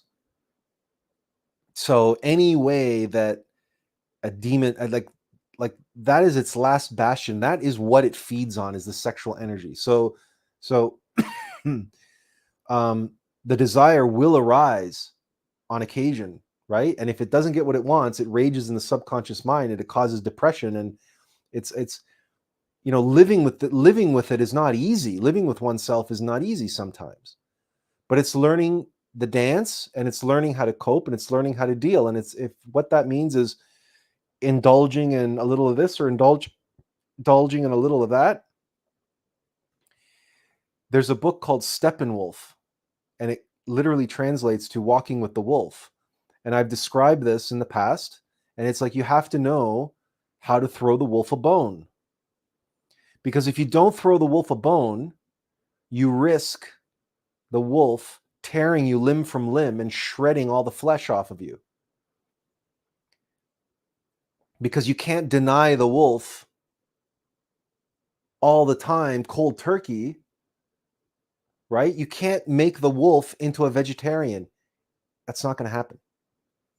The wolf is not going to be happy as a vegetarian. And all you're doing is suppressing and repressing an aspect of yourself that sooner or later is going to come and bite you in the ass. And when it does, it's going to tear the flesh from your bones. And the best example of this I can give in a practical way is a friend of mine who's an alcoholic. He's an alcoholic, and his wife was diagnosed with cancer, and he has 2 little girls. So in other words, he's under a tremendous amount of stress, right? He's been sober now for 3 years, but his wife was diagnosed with cancer a year ago. So for a whole year, he's been going through taking his wife into chemotherapy, irradiation. Like, I mean, he goes to Canada's top cancer center, cancer hospital, right?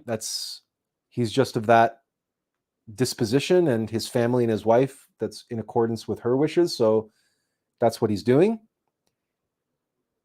And he's been looking after his wife, the household, the kids, plus his own business, right, for more than a year now. It's closer to 18 months. And he hasn't taken a drink because he knows that how devastating it would be if he fell off the wagon. His family can't afford him falling off the wagon. But it hasn't been easy for him. 18 months with his, you know, relatively young wife and young girls, and the stress, the anxiety, it's all been coming and coming back. So to help him cope, to throw the demon a bone, the demon that he lives with, the demon that is tempting him on a practically daily basis, on a weekly basis, tempting him to go and take a drink. He found that he can get these edible gummies. They have the active ingredient of marijuana, so they're edibles. He found that he can take one or two of these little gummies and just take the edge off. He can take the edge off the anxiety. He can take the edge off of if he's having a tough week or a bad day, or it's really getting to him, or he gets some bad news from a doctor, or some tests come back that are terrible, or whatever the case may be, right? He's strung out, he's stressed out with lack of sleep and everything else, with everything that he has to do, all of the responsibilities that he has, right? He's found that just by having these gummies available, and he uses them like medicine, like you would use Tylenol for headaches. He doesn't take them regularly. He just takes them when he needs them, or when he can't sleep. Sometimes he will, because he's anxious and his mind is racing or whatever, and he can't quiet the mind. Doesn't matter. He can try breathing exercises, try meditation, and just, his anxiety is too high, whatever. He'll take one of these to calm down so he can get a good night's sleep, so he can get up the next morning and get the girls ready for school. So is it right? Is it proper? Look, when you dance with the devil, you do what you need to do, because sometimes the devil wants to dance dirty, right? The devil wants dirty dancing, like me and my girlfriend from university, because the devil is looking to turn that dance into foreplay. The devil is looking just to control and get what it wants, which is complete control over you and complete control over your consciousness and your sexual energy. It's a parasite. It just wants to feed. And all of the pride, the fear, the anger, the greed, the gluttony, all that stuff is just there to exploit you.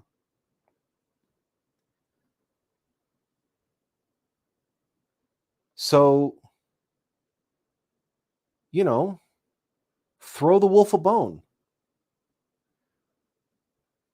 For me, that's when I'm depressed and everything else, and I've got other temptations that I've got to deal with, whatever.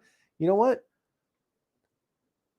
There's something about ice cream. It's not just the sugar and the fat, it's also the coldness of it. It's like it cools the fire, right? It cools the fire.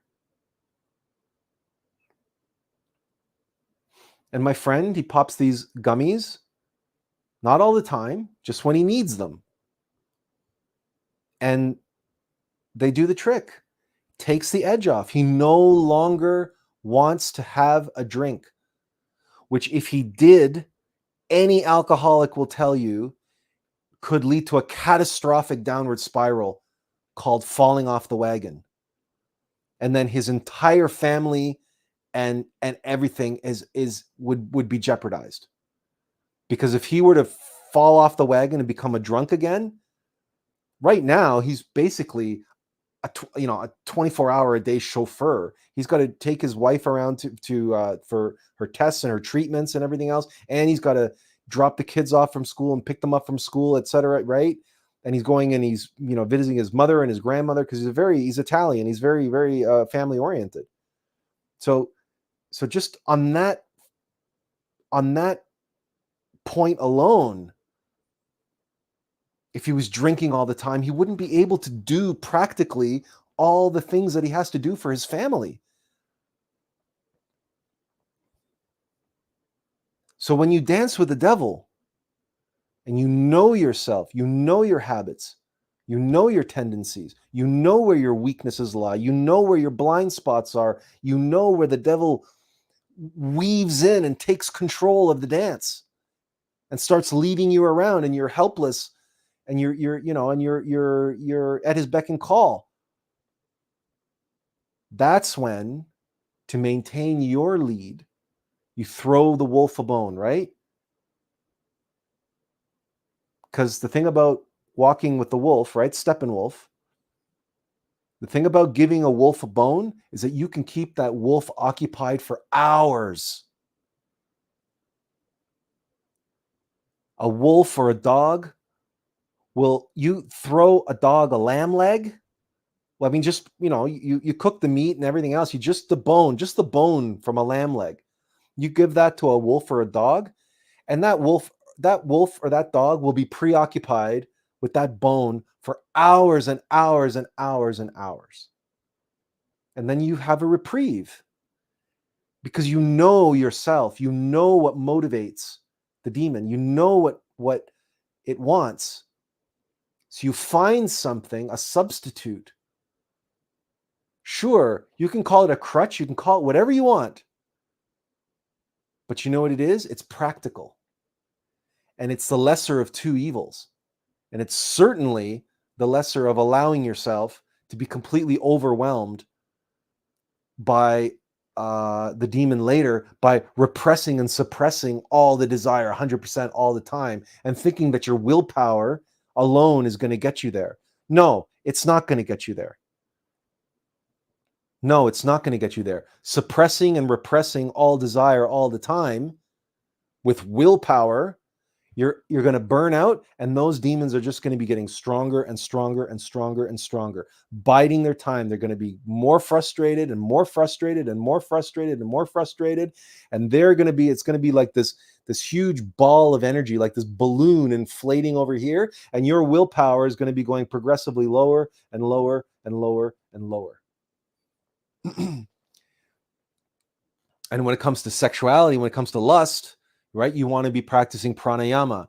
You want to be circulating the energies, the prana in the body. You have to be working with that and exercising that and moving that energy, right?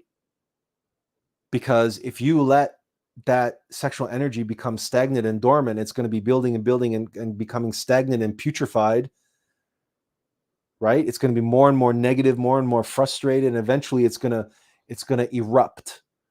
It's going to make you irritable. It's going to make you angry. It's going to, that negative sexual energy, that lust, that desire that's for salaciousness and that hedonism. It's going to start expressing itself in all sorts of different ways inside of you. You'll be snapping at your loved ones.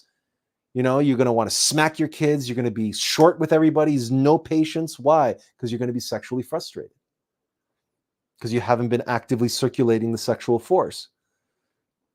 And you haven't been, doing things like, for example, exercise or other things to work with your energy, or doing runes or other physical spiritual exercises like Tai Chi or yoga or even martial arts, or just lifting weights or just running and just, doing some other exercise. We have to dance with the devil. We have to be practical. We cannot be naive, and we cannot have this mystic pride that says, oh, no, my willpower, I'm this pious sort of mystic pride attitude, this holier than thou attitude, that I'm going to be perfect and I'm going to be this and I'm going to be that. No. How about you try being realistic and practical and know yourself? And that you can't relax and be at peace and dance with the devil and lead the devil, right? This is a dance. You're here in this body with all of your defects and vices. Face it. Don't deny it. Don't ignore it. Don't try to lock them in the cupboard or lock them in the cellar. It doesn't work. And any psychologist will tell you that it doesn't work.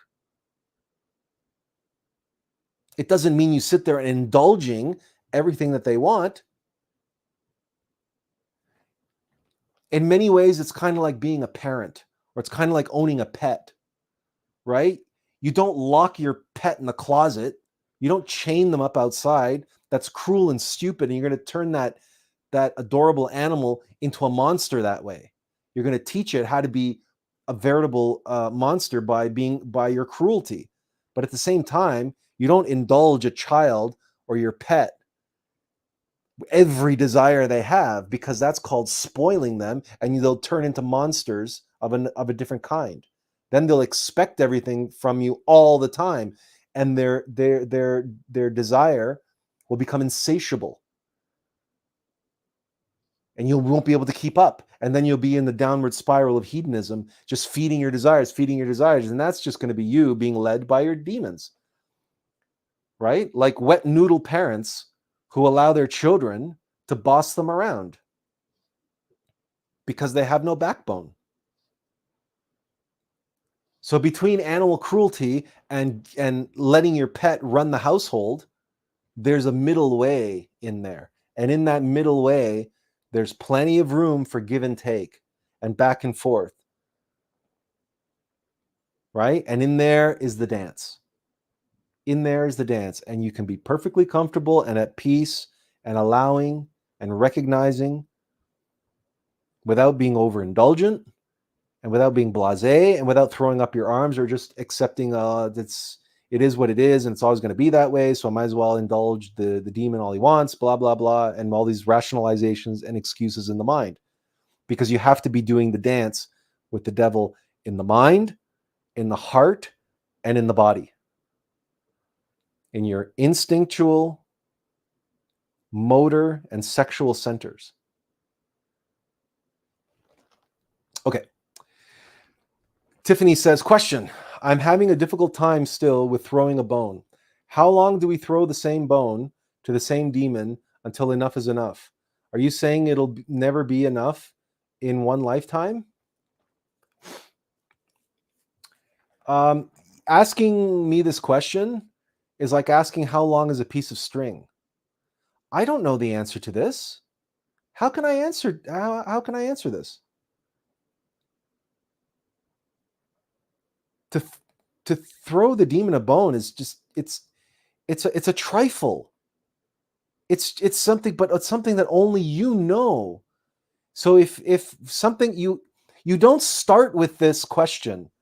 You don't start with this question. This is, you got it bass backwards. What is the demon? What is the thing that you're struggling with? Start there. What is the nature of the suffering, the nature of the temptation that you're dealing with, that you're struggling with? That is what determines what might be an effective way of quelching and quelling its appetite for the time being and for a good long while. And you only need to throw the wolf a bone when you're in danger of being eaten alive. So when you ask this question, how long and it's going to be for a lifetime and it's going to be this and that, I don't know the answer to those questions. This is between you and your divine mother. This is between you and your higher self, between you and God. Do you need to live with that demon for the rest of your life? I don't know that. How am I supposed to know that? Or is that demon trying to teach you something? What is it trying to teach you? I don't know that. How could I possibly know that? It's not my demon. It's not my ego. I know what my ego, what my demon is here teaching me, and what my demon is here for. I know that very well because it's my demon, and self-knowledge. It's all about self-knowledge. But why is it that I know my demon? What? Because I know it? I'm the demon. How could I possibly know? No, it's because Attlas knows. My higher self knows. And it's through many years of self-observation and meditation and self-study, knowing myself. That's the only reason I know what I know and why I'm able to even have this live stream today and even talk about this subject with any authority. Because I'm the absolute authority on my life. I don't need to go to a psychologist. What the hell is somebody else going to tell me about what I've been studying for 50 years? How are they going to know what I live with and why better than my own innermost intimate Christ, than my own divine mother.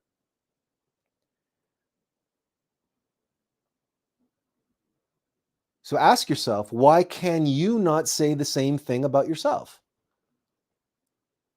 I think you can, and I think you should, and I think you should trust your intuition rather than asking me for the specifics around what type of bone to throw your wolf and for how long. I think that these questions are based in fear. These questions are coming from your rational mind. They're not coming from your consciousness. They're not coming from who you truly are. They're just ways of resistance and obstacles to cause you confusion. To me, the questions themselves are being asked by something that's leading you to ask them. But the thing that's leading you to ask them is not your higher self, because your higher self is whispering to you. And in the point of what I'm saying to you, your higher self is speaking directly to you through me, which is come and ask me. Come and ask me, your divine mother, your higher self is saying. Meditate. I'll show you. Observe yourself. I'll whisper to you. I'll give you the answer. And then you'll know. And you know what? We might have to try a few things. We might have to try a few different things. Like when a certain temptation comes on that I'm struggling with, let's try going for a jog. Let's see if that works. Oh, that didn't work. Okay, let's try something else. Let's see if that works. For the longest time, I used video games as a crutch. I would play Diablo for hours and hours and hours as a crutch. I don't do that anymore. I don't need to do that anymore.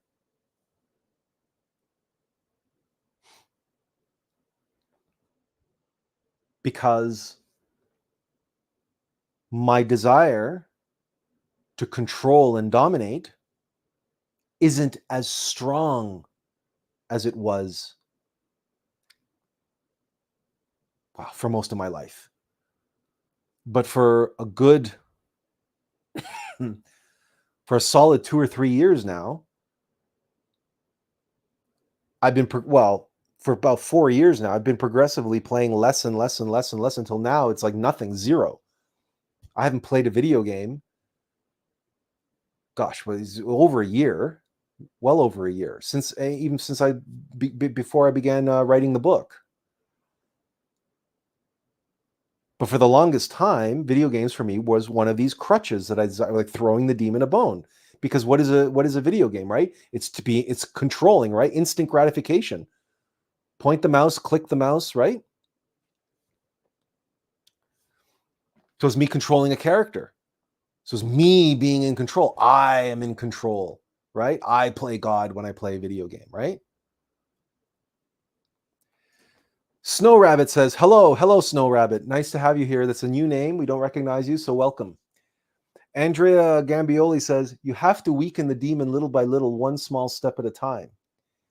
And you do that not by indulging it. So you do that, but if you have to have a crutch and you keep it at bay. So another practical example we can give is someone trying to quit smoking.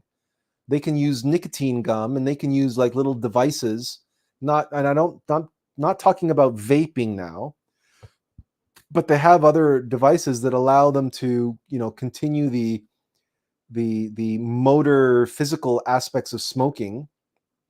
In other words, to continue the ritual aspect while they're weaning themselves off the chemical dependency. So it's, again, little by little. Then eventually when the chemical dependency is gone, then they can start working on the ritual aspect and the mechanical aspect of putting something in their mouth, right? So it's like that, little by little. Tiffany protests here. She says, no, it's not fear. She says, I asked because the second part for me was missing here, and I felt it needed to be said. And she says, okay, ask the mother. This didn't work. Let's try this. You've mentioned throwing a bone several times now without a follow-up or a direction on where people could at least try to get it done or done with. So can we at some point stop throwing a bone to begin with? Isn't this the point, the goal? No fear, just a question. Okay. So we've given you many examples now, right? We've given you many examples. For me, I just described video games was another example of me throwing a bone to the demon, right? A demon that wants to have domination and control over others and circumstances and outcomes. Okay, now clearly that's problematic when you're dealing with real life people and real life circumstances, right? You can't live your life going through life expecting to be in control of other people and outcomes and dominating other people and outcomes. That's not, that is demonic behavior. That is not the behavior of a higher self. That's not behavior of an enlightened being. That's not the behavior of a true self. That's not the behavior of a bodhisattva. That's the behavior of a demon. That's precisely the behavior of those global elites that I was telling you about, right? That's precisely what they suffer from. And look what the result is. Look at the world today. Look at the whole COVID fiasco. Look at the World Economic Forum. Look at how they're behind the curtain, pulling the strings, and pulling the levers and desperately trying to control the world. Understand that the demon I live with is on that level,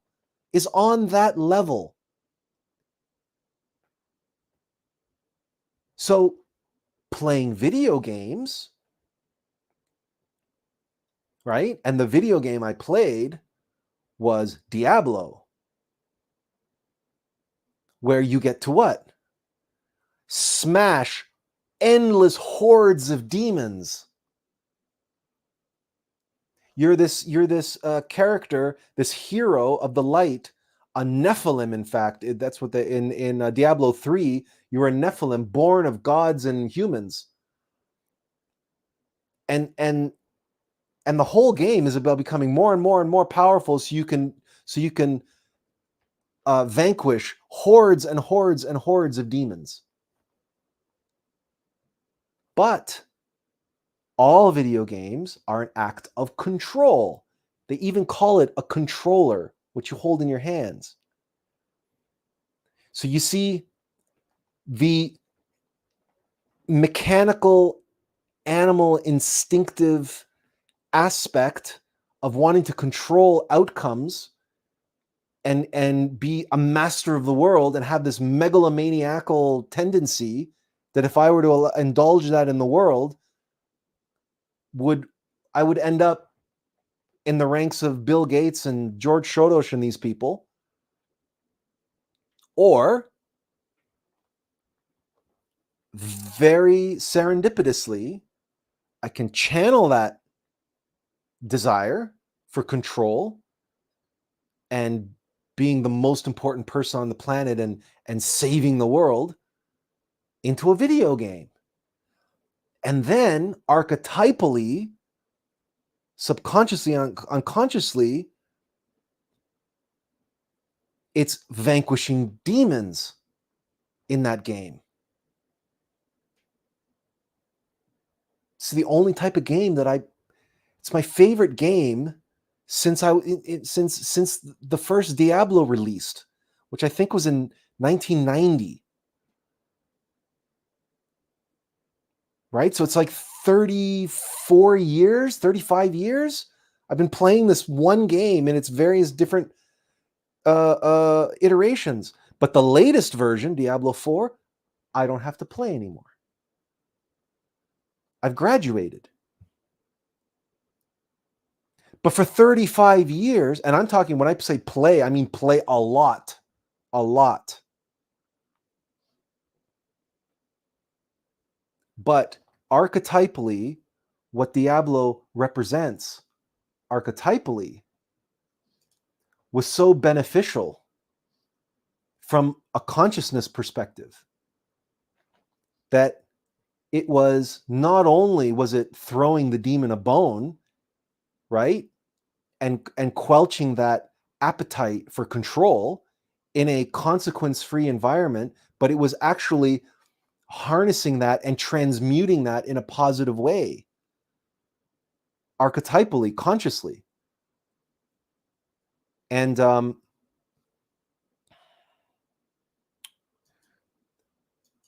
just recently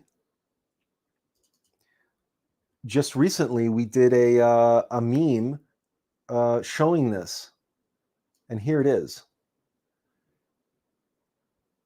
Here it is. Let's put this on screen. Right? There's a screenshot from Diablo. There's your character, and you have a health, and you have a mana, which is, hum, mana, and being. A triune human being. As long as you remember your player. So the whole time that I'm throwing the demon a bone and wasting a lot of sexual energy, wasting a lot of energy, right? Because a lot of energy and a lot of focus and concentration goes into playing these games. And someone would say, well, that wasn't a good use of your time. Well, it was when I was taking the edge off of controlling everybody and everything around me and driving them all fucking bananas and making of myself a megalomaniacal global elitist who wants to, quote, save the world. Okay, so this is yet another. I don't know how many more examples I need to give you, Tiffany, before you start, you recognize that you have to understand yourself. You have to know yourself, what you are dealing with specifically, and meditate on, or allow your consciousness to dance with the devil and find the lesser of two evils that takes the edge off of what the ego wants you to indulge fully. Find something that satisfies or takes the edge off of that temptation, or gives some semblance of satisfaction, but doesn't have the dire negative consequences. And if you would have asked me in 1989 why I played Diablo, I just simply would have told you it's my favorite game. And if you asked me 5 years later why I played Diablo 2, I would probably have told you I was just because I'm addicted to it. I'm addicted to Diablo. I admit it. I'm addicted to it. But I wasn't really addicted to it. And I haven't even bought Diablo 4. They had a play for free weekend. I downloaded it. I played it. It's like 15 minutes in. I'm like, I don't need this anymore. I just don't need this in my life. I've outgrown it. I'm beyond it. I don't need this crutch anymore. But if you would have asked me 35 years ago, I couldn't tell you how long I would need to play it or why. And if you'd asked me 25 years ago or 10 years ago or 5 years ago, I still wouldn't be able to have given you that answer. All I can tell you it's been 18 months and I haven't played Diablo or any other video game for that matter, because I outgrew them. I don't need them anymore. They're no longer a part of my life.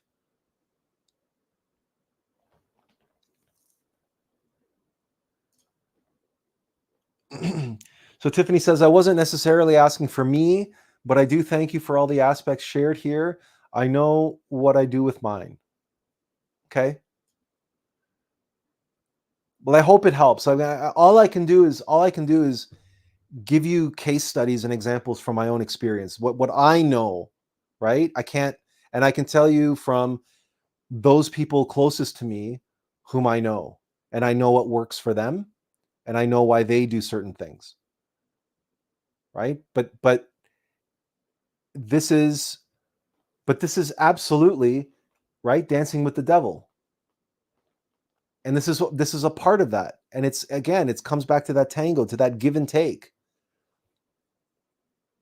Because if you struggle with anything that well and truly has the power to possess you, like I do, if you struggle with something like that, something like alcoholism, something like an obsessive compulsive behavior, something like manic depressive thoughts or suicidal thoughts, or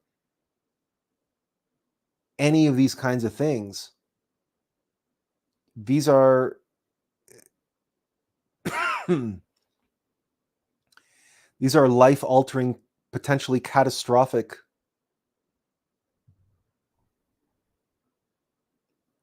sources of suffering. And we can't afford to be naive, and we can't afford to think that, well, I'm just going to fight these suicidal thoughts with my willpower. That's not a long-term good strategy. And let me just say at this moment that if you do have suicidal thoughts, by all means, absolutely go and seek professional help immediately. Because I'm not a psychiatrist and I'm not a psychologist. I'm not a certified. I have no worldly qualifications to give you any advice whatsoever. And if you are having serious suicidal thoughts or thoughts that jeopardize yourself, your body, or anyone around you, your loved ones, or anything else, that you should seek immediate professional help. Because we can't afford to be naive, and we must be practical. We must be practical. And if you are putting yourself or anybody else in danger, go and seek professional help. And then worry about revolutionary psychology after you go and get some professional help, and make sure that you have the support that you need around you to help you have a backup plan, and that you don't follow through with something catastrophic. We have to be practical. But I reiterate that dancing with the devil and asking who leads is essential to all of this. And remember that in the final analysis, this body, this personality, this is the devil. We are the devil. The false self is the devil. That is what Shaytan means, the adversary.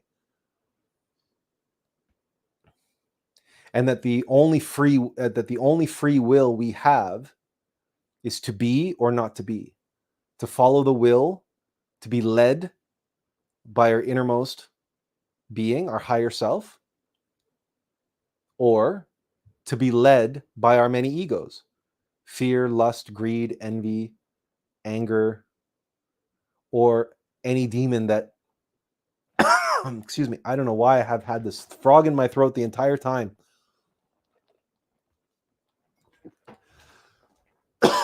Excuse me, been coughing all afternoon. This is the sum total of our free will, is to be or not to be. And that we need not look for demons outside of us and possessing us and victimizing us and so on. All we need to do is observe ourselves. And all the little behaviors and habits and things and quirks and all the stuff that pisses other people off about us and that causes us suffering. And that we know, if we listen to our conscience, it's not who we really are. These animal instinctual habits and behaviors and temptations and desires for indulgence and all the rest of it.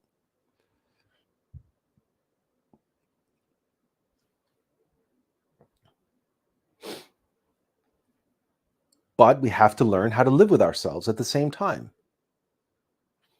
We have to learn how to manage all of that. And this is what dancing with the devil ultimately comes down to.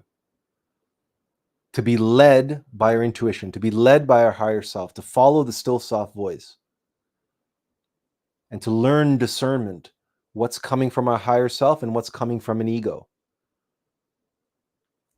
And to follow the will of our higher self. To be led by our higher self. It's really what all of this comes down to. And learning how to manage and contain that which would lead us instead and would lead us down the road to ruin. Because frankly, coming back to those elites who are ruling the world, trust me, I know how much all of them are suffering and how miserable they all are. Absolutely miserable. I don't care how much money they have. I don't care how much power they have or influence. They are all completely and utterly possessed by fear and anxiety. They do never have a moment's peace. And they're completely losing their minds in desperate attempt to control the world, a world that doesn't want to be controlled, least of all by them. But it's an addiction they have. It's a compulsion. And then on the sexual side, they've gotten off either through domination or submission, but generally speaking, domination, with everything and anything under the sun, and they had no choice but to keep going younger and younger and younger and younger and younger because they couldn't get off any other way. That's where pedophilia comes from. That's where it arises from.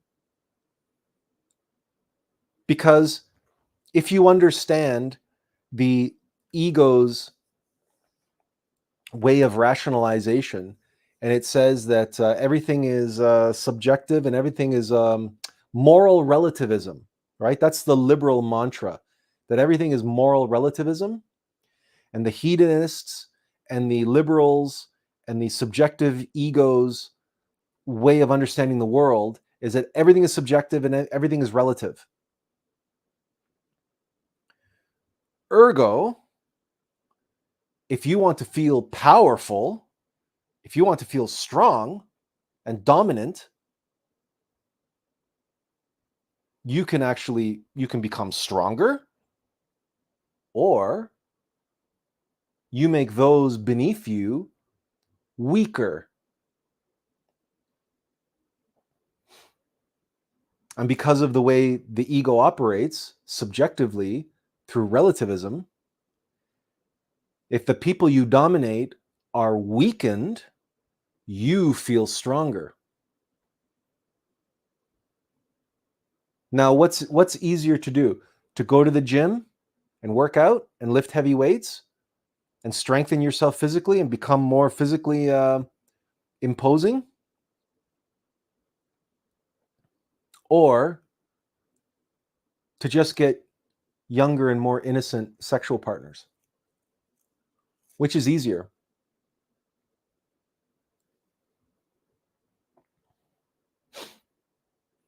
Understanding that the ego is also lazy. The ego doesn't want to, work hard. And understanding that a lot of these global elites and these bankers and everything are all in their, 50s, 60s, and 70s. Are they going to go to the gym and start pumping iron to feel stronger, to feel more powerful, to feel more potent? Or are they just going to have the children become younger and younger and have humanity become weaker and weaker? And you look at the woke crowd, right? And how when they make their propaganda movies and how they make their strong female characters. And one of the ways that they make their strong female characters appear stronger and more foreboding and more capable is by making all the male characters around them complete idiots, weaklings, cowards, and the like. Because again, from the ego's perspective, everything is subjective and relative.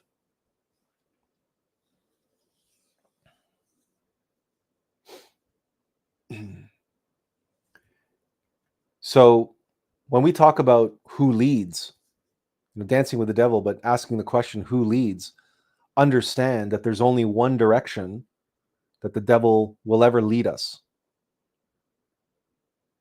And even if on the surface that path appears to lead towards fame and fortune and power,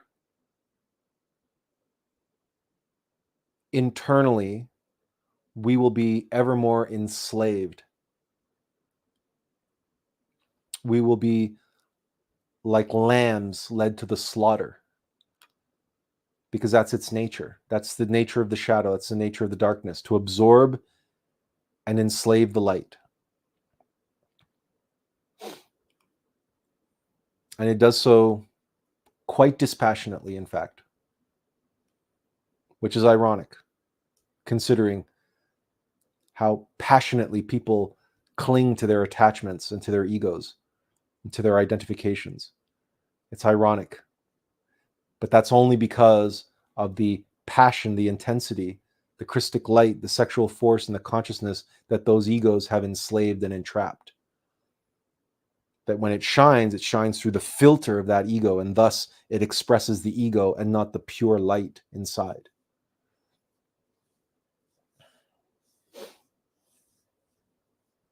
So, which is why this comment of Andrea is so pertinent here, because through the alm of life, we go around and around the alm of life, and each time as we expand our consciousness, we're liberating that consciousness from our egos. So our egos become weaker and weaker and weaker, or fewer and fewer and fewer in number. But it's a process, and it's little by little. Rome wasn't built in a day. If only it were so easy for us to go call upon a Catholic priest and have him come and exorcise our demon like that, right? But it's not like that. It's not like that. Not for circumstances of karma, or circumstances where we took on that burden for a reason.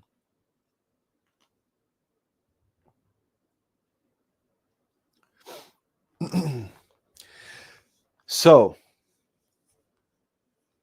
we come full circle now. Might as well throw this back on the screen for just a moment.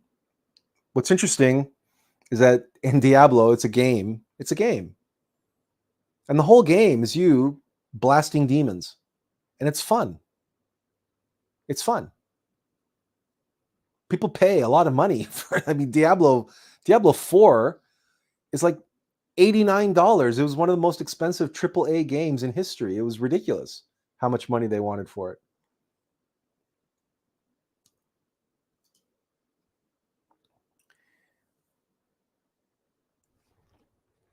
This is not so easy, the lightness and, finding the peace.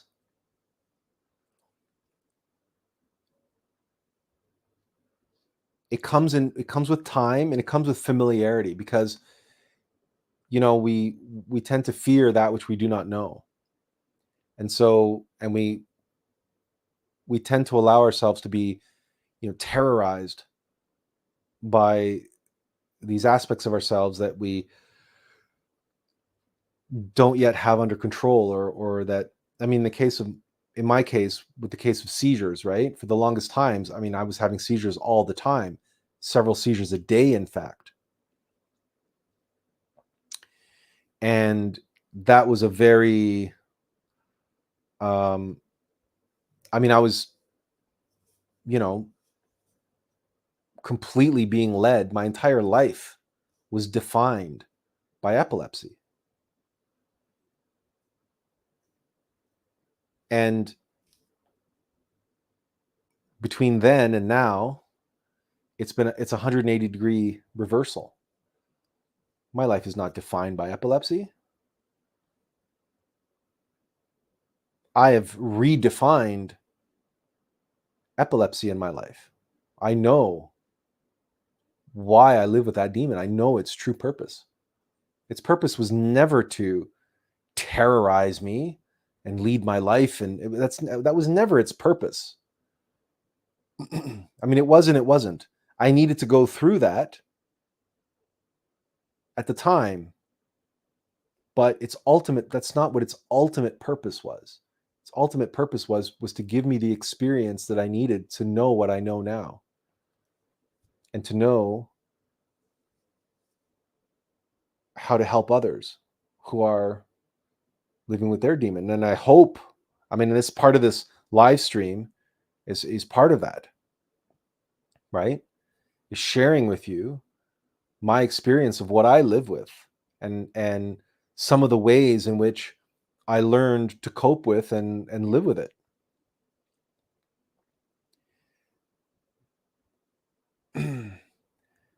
But so long as I follow my desires, I'm being led by the demon.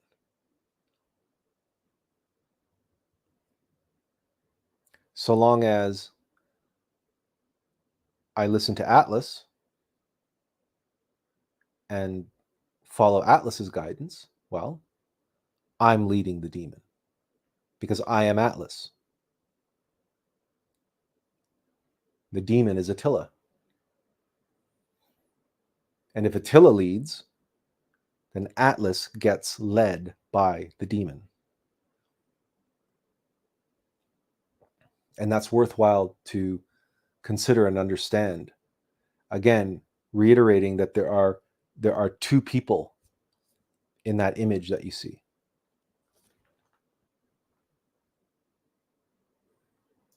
And we reiterate there are two halves of the Tao. Which side leads?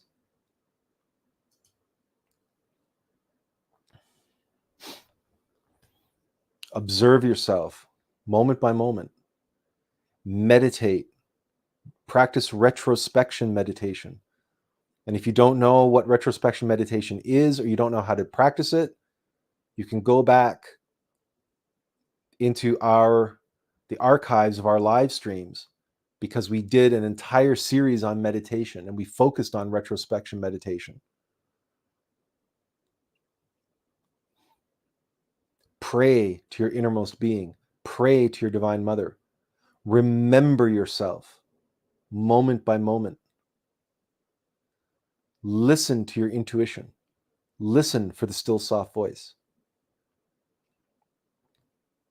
Find those breadcrumbs in your life, those little serendipities, those little synchronicities that are too uncanny to be coincidence. Those little signs and symbols and words that cross your path that appear like they were put there specifically for you to encounter, and they arrive right at the right time. Ingest them consciously, those impressions. Digest them consciously, remembering your divine mother. Each and every one is a breadcrumb on the trail, leading you out of the dark wood and into the light. You see, if every day you find one breadcrumb, one serendipity that you know was put there for you, then you know you're on the right path. You know you're being led by your higher self, by your divine mother.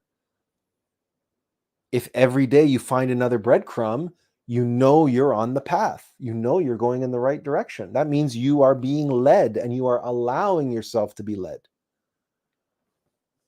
Keep observing yourself. Expand the breadth and scope of how that takes place moment to moment.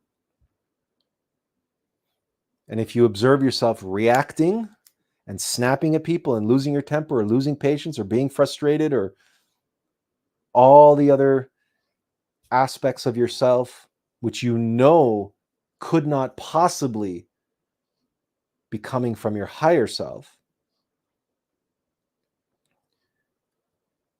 breathe and just observe when those desires, when those impulses to act and react and indulge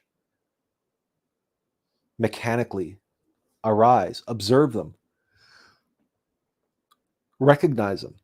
Say, yep, there's a mechanical reaction. There's an ego. And then let it pass.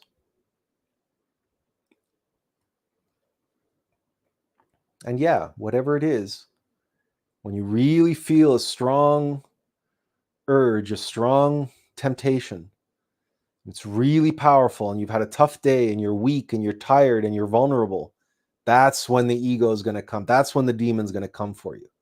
Because demons are, like all predators, like all parasites, they're opportunists. And they go for the weak and the sick and the lonely and the alone. And so if you're in that vulnerable place and they come for you with the rationalizations, oh, go ahead, you've earned it, come on. You've had a tough day, you've had a hard day, go ahead. Have this, do that. And you know the demon is trying to get you to indulge in whatever.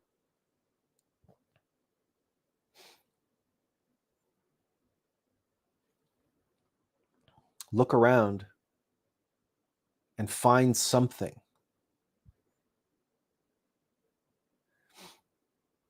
that can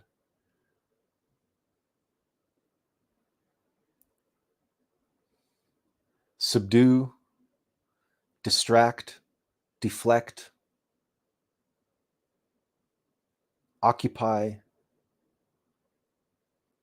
or even dissipate that temptation, that attack.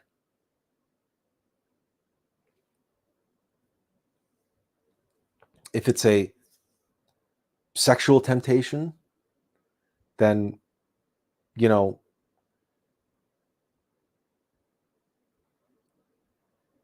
you can think about your Divine Mother. You can pray the Hail Mary, but visualize your Divine Mother. Visualize the Divine Feminine. It's very difficult to remain in lust when you are visualizing the Divine Feminine.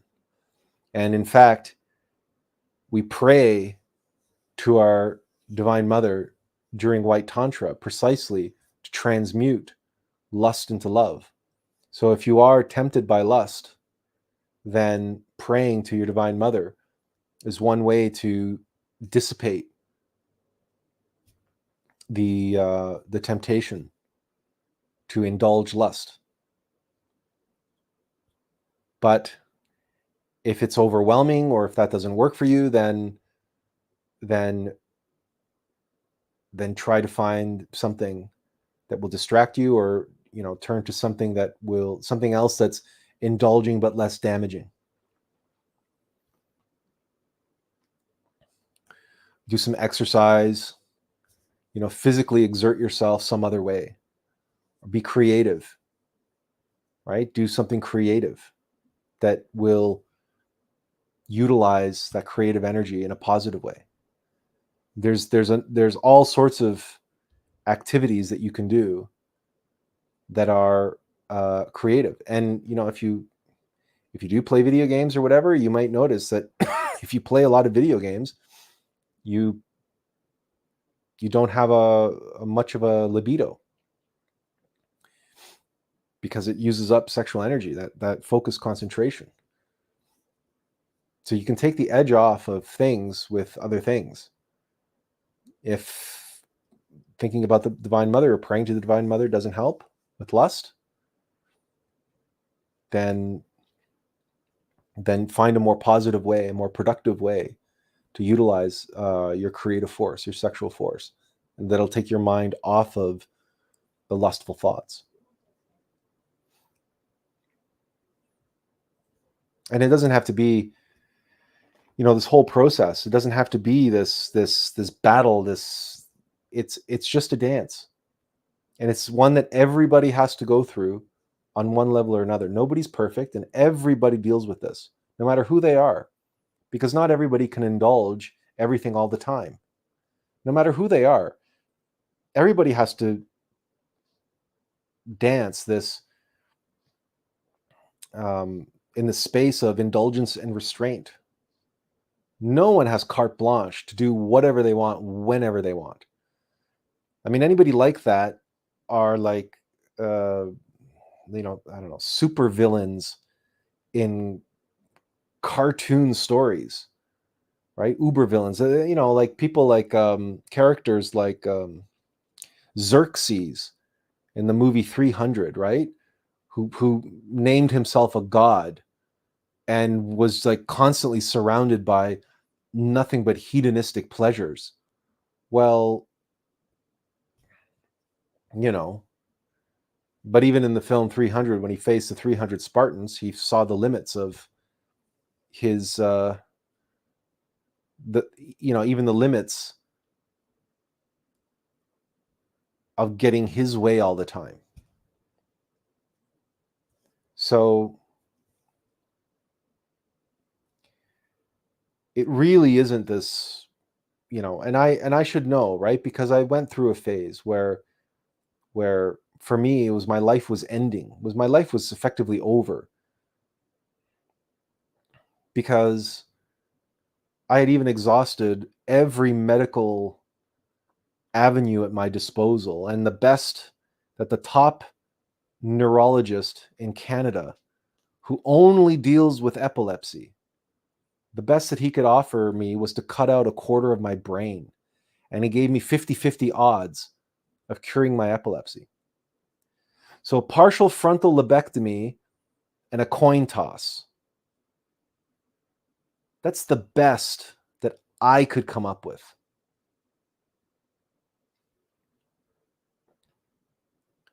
So my life was effectively over at that point because I was not going to take that gamble. I was not going to let them chop out my brain. Sorry, kind of need it. It's kind of important. But it was in that moment.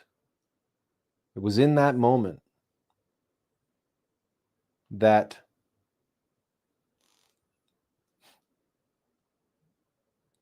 I knelt down in front of the computer and I opened up Google and I prayed. And I said, my life is over. Right? I've exhausted, and clearly I'm not qualified to live this life because I've exhausted all the resources available to me. I've exhausted all the capabilities of the healthcare system that I have available to me. And the best they can offer me is a coin toss. So my life is effectively over.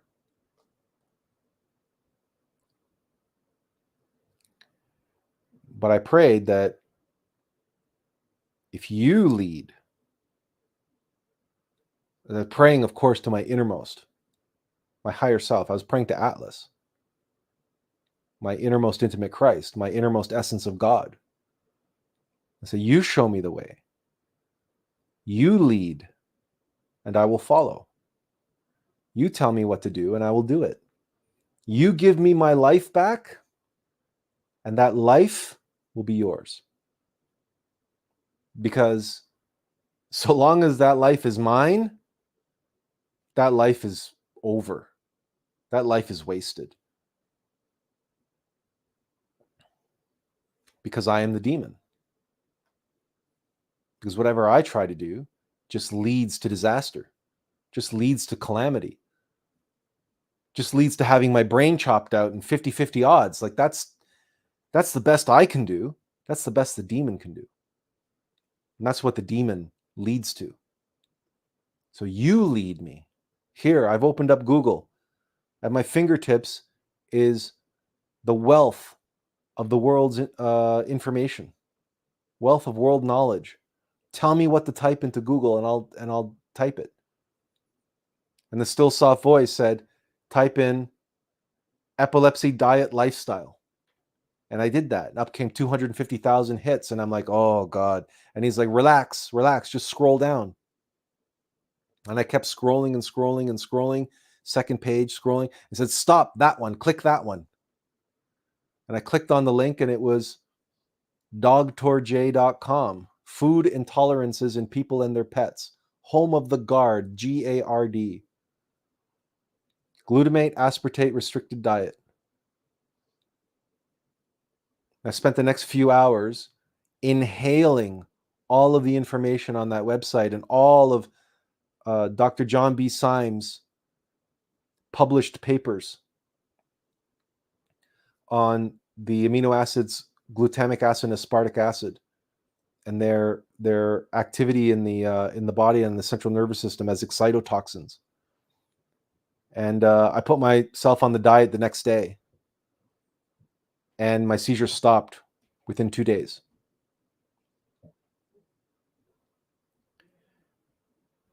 And Attlas has been leading me ever since.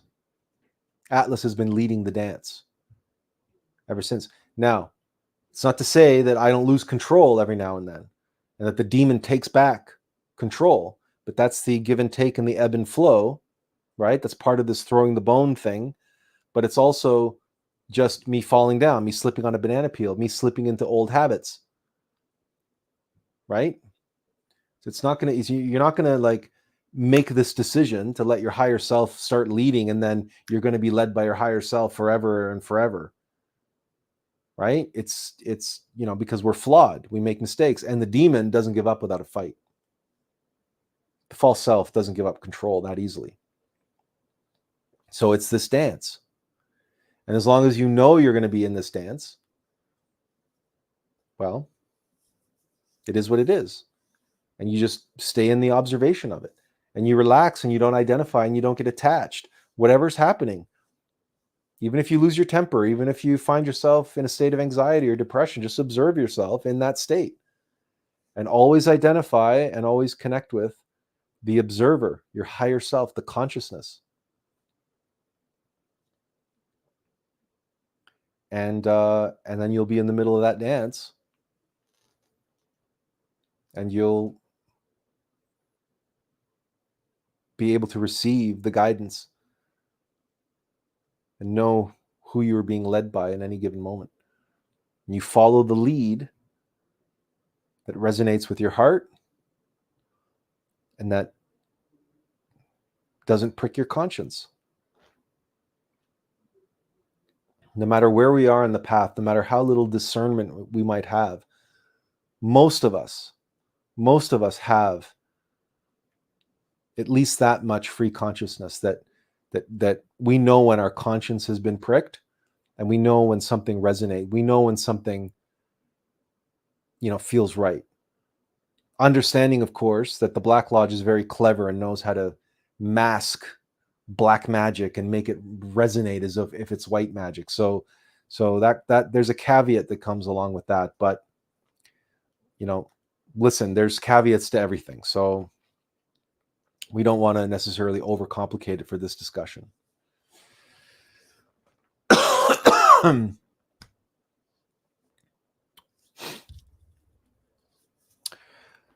So listen, I'm going to open it up to questions at this time. I think we've covered quite a lot. I'm not sure how much more there is to say, but if anybody has any questions or comments, now would be the time to make them or ask them.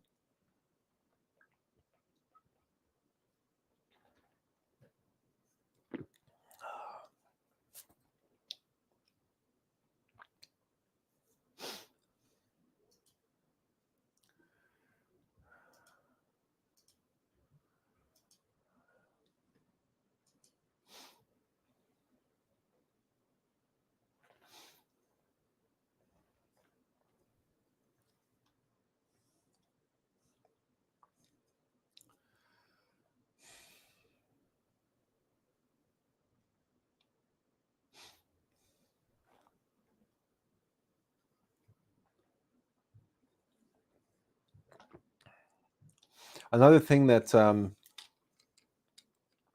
you will find useful and helpful is if you look back on your life and look at the things that you've already overcome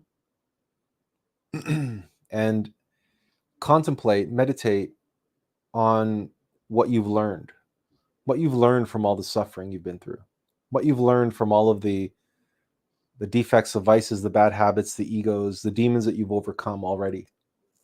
because there must be a few. And when you see the benefit and where you are now, thanks in part to the time that you spent dancing with that particular demon, that particular vice, that particular defect, whatever it was that you were suffering from, and then eventually overcame. And you look at the net benefit that it had in your life and how you're a better person now for having gone through it. This helps a great deal in facing the defects and vices that we still have, because you can put it in the context of, this is here for a reason, and I'm going through this for a reason. And that if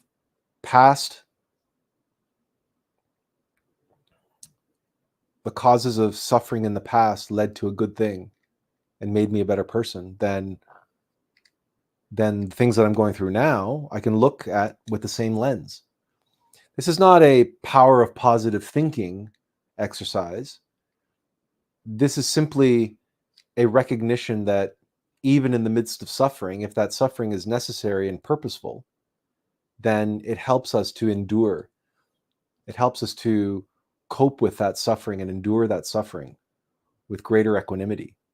This is one of the lessons we get from the book of Job, for example. The book of Job is all about how to deal with suffering. And what comes to mind, as a matter of fact, is no, that's not it. It's, yeah, here. What comes to mind is the following article on Glorian. It's as you can see, it's entitled "How to Endure Suffering." This is from the Path of the Bodhisattva course, and it's all about the book of Job. And give me 1 second here. And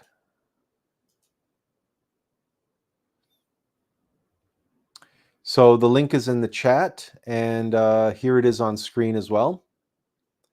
But it's, if you don't want to mess around trying to write down URLs or whatever, if you just go to glorian.org and go to learn, and it's courses and lectures,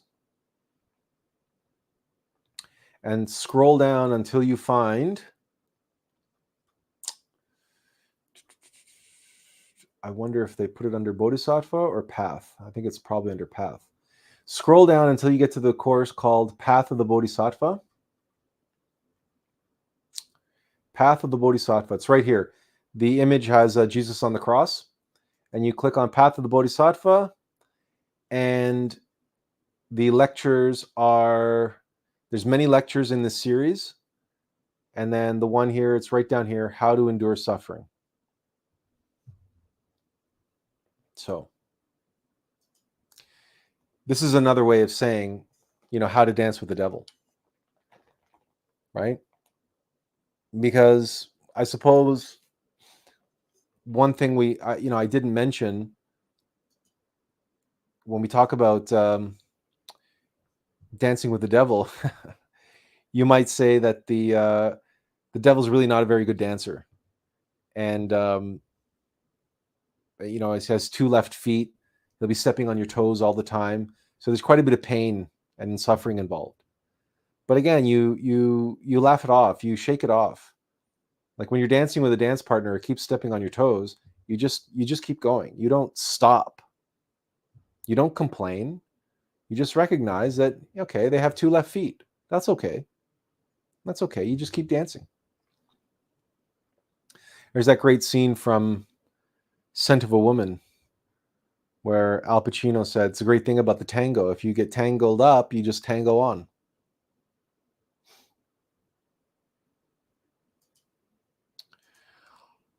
All right.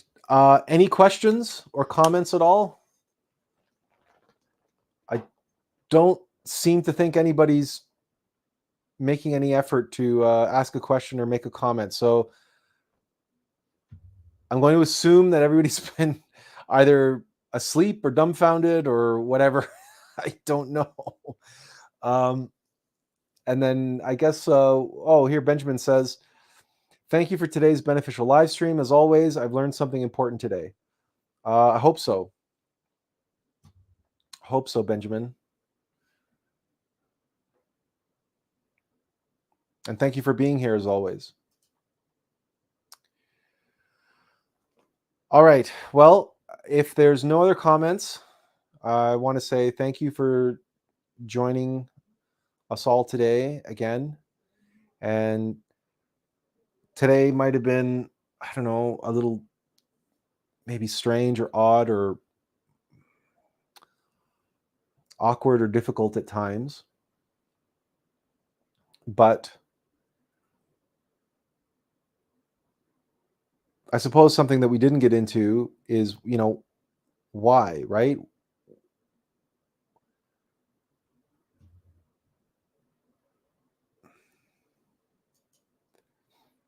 Tiffany says, thank you, Atlas. The full circle is appreciated. And Tiffany says, take care, everyone. This is why.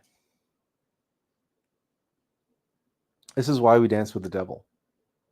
Because everything is this. Everything is, existence can't exist without this relationship. Light and dark. Expression and absorption.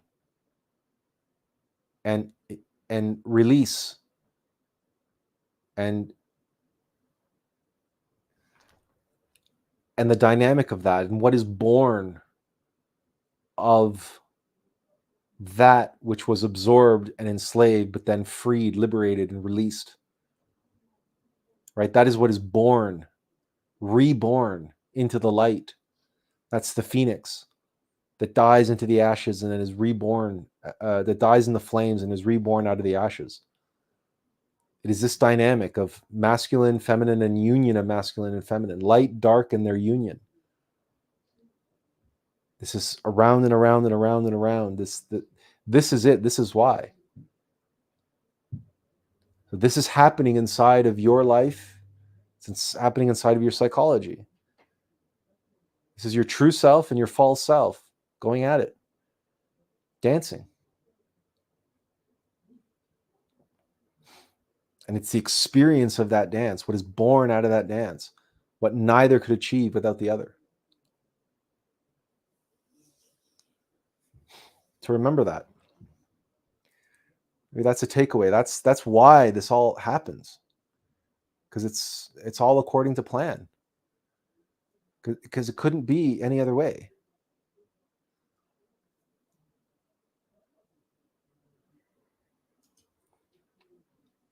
All right. Thank you all once again. And we hope to see you again next week. I take it there's no more questions or comments. So we want to thank you for being here and for spending your afternoon with us. And as always, until next time, have a wonderful week and inferential peace. Take care.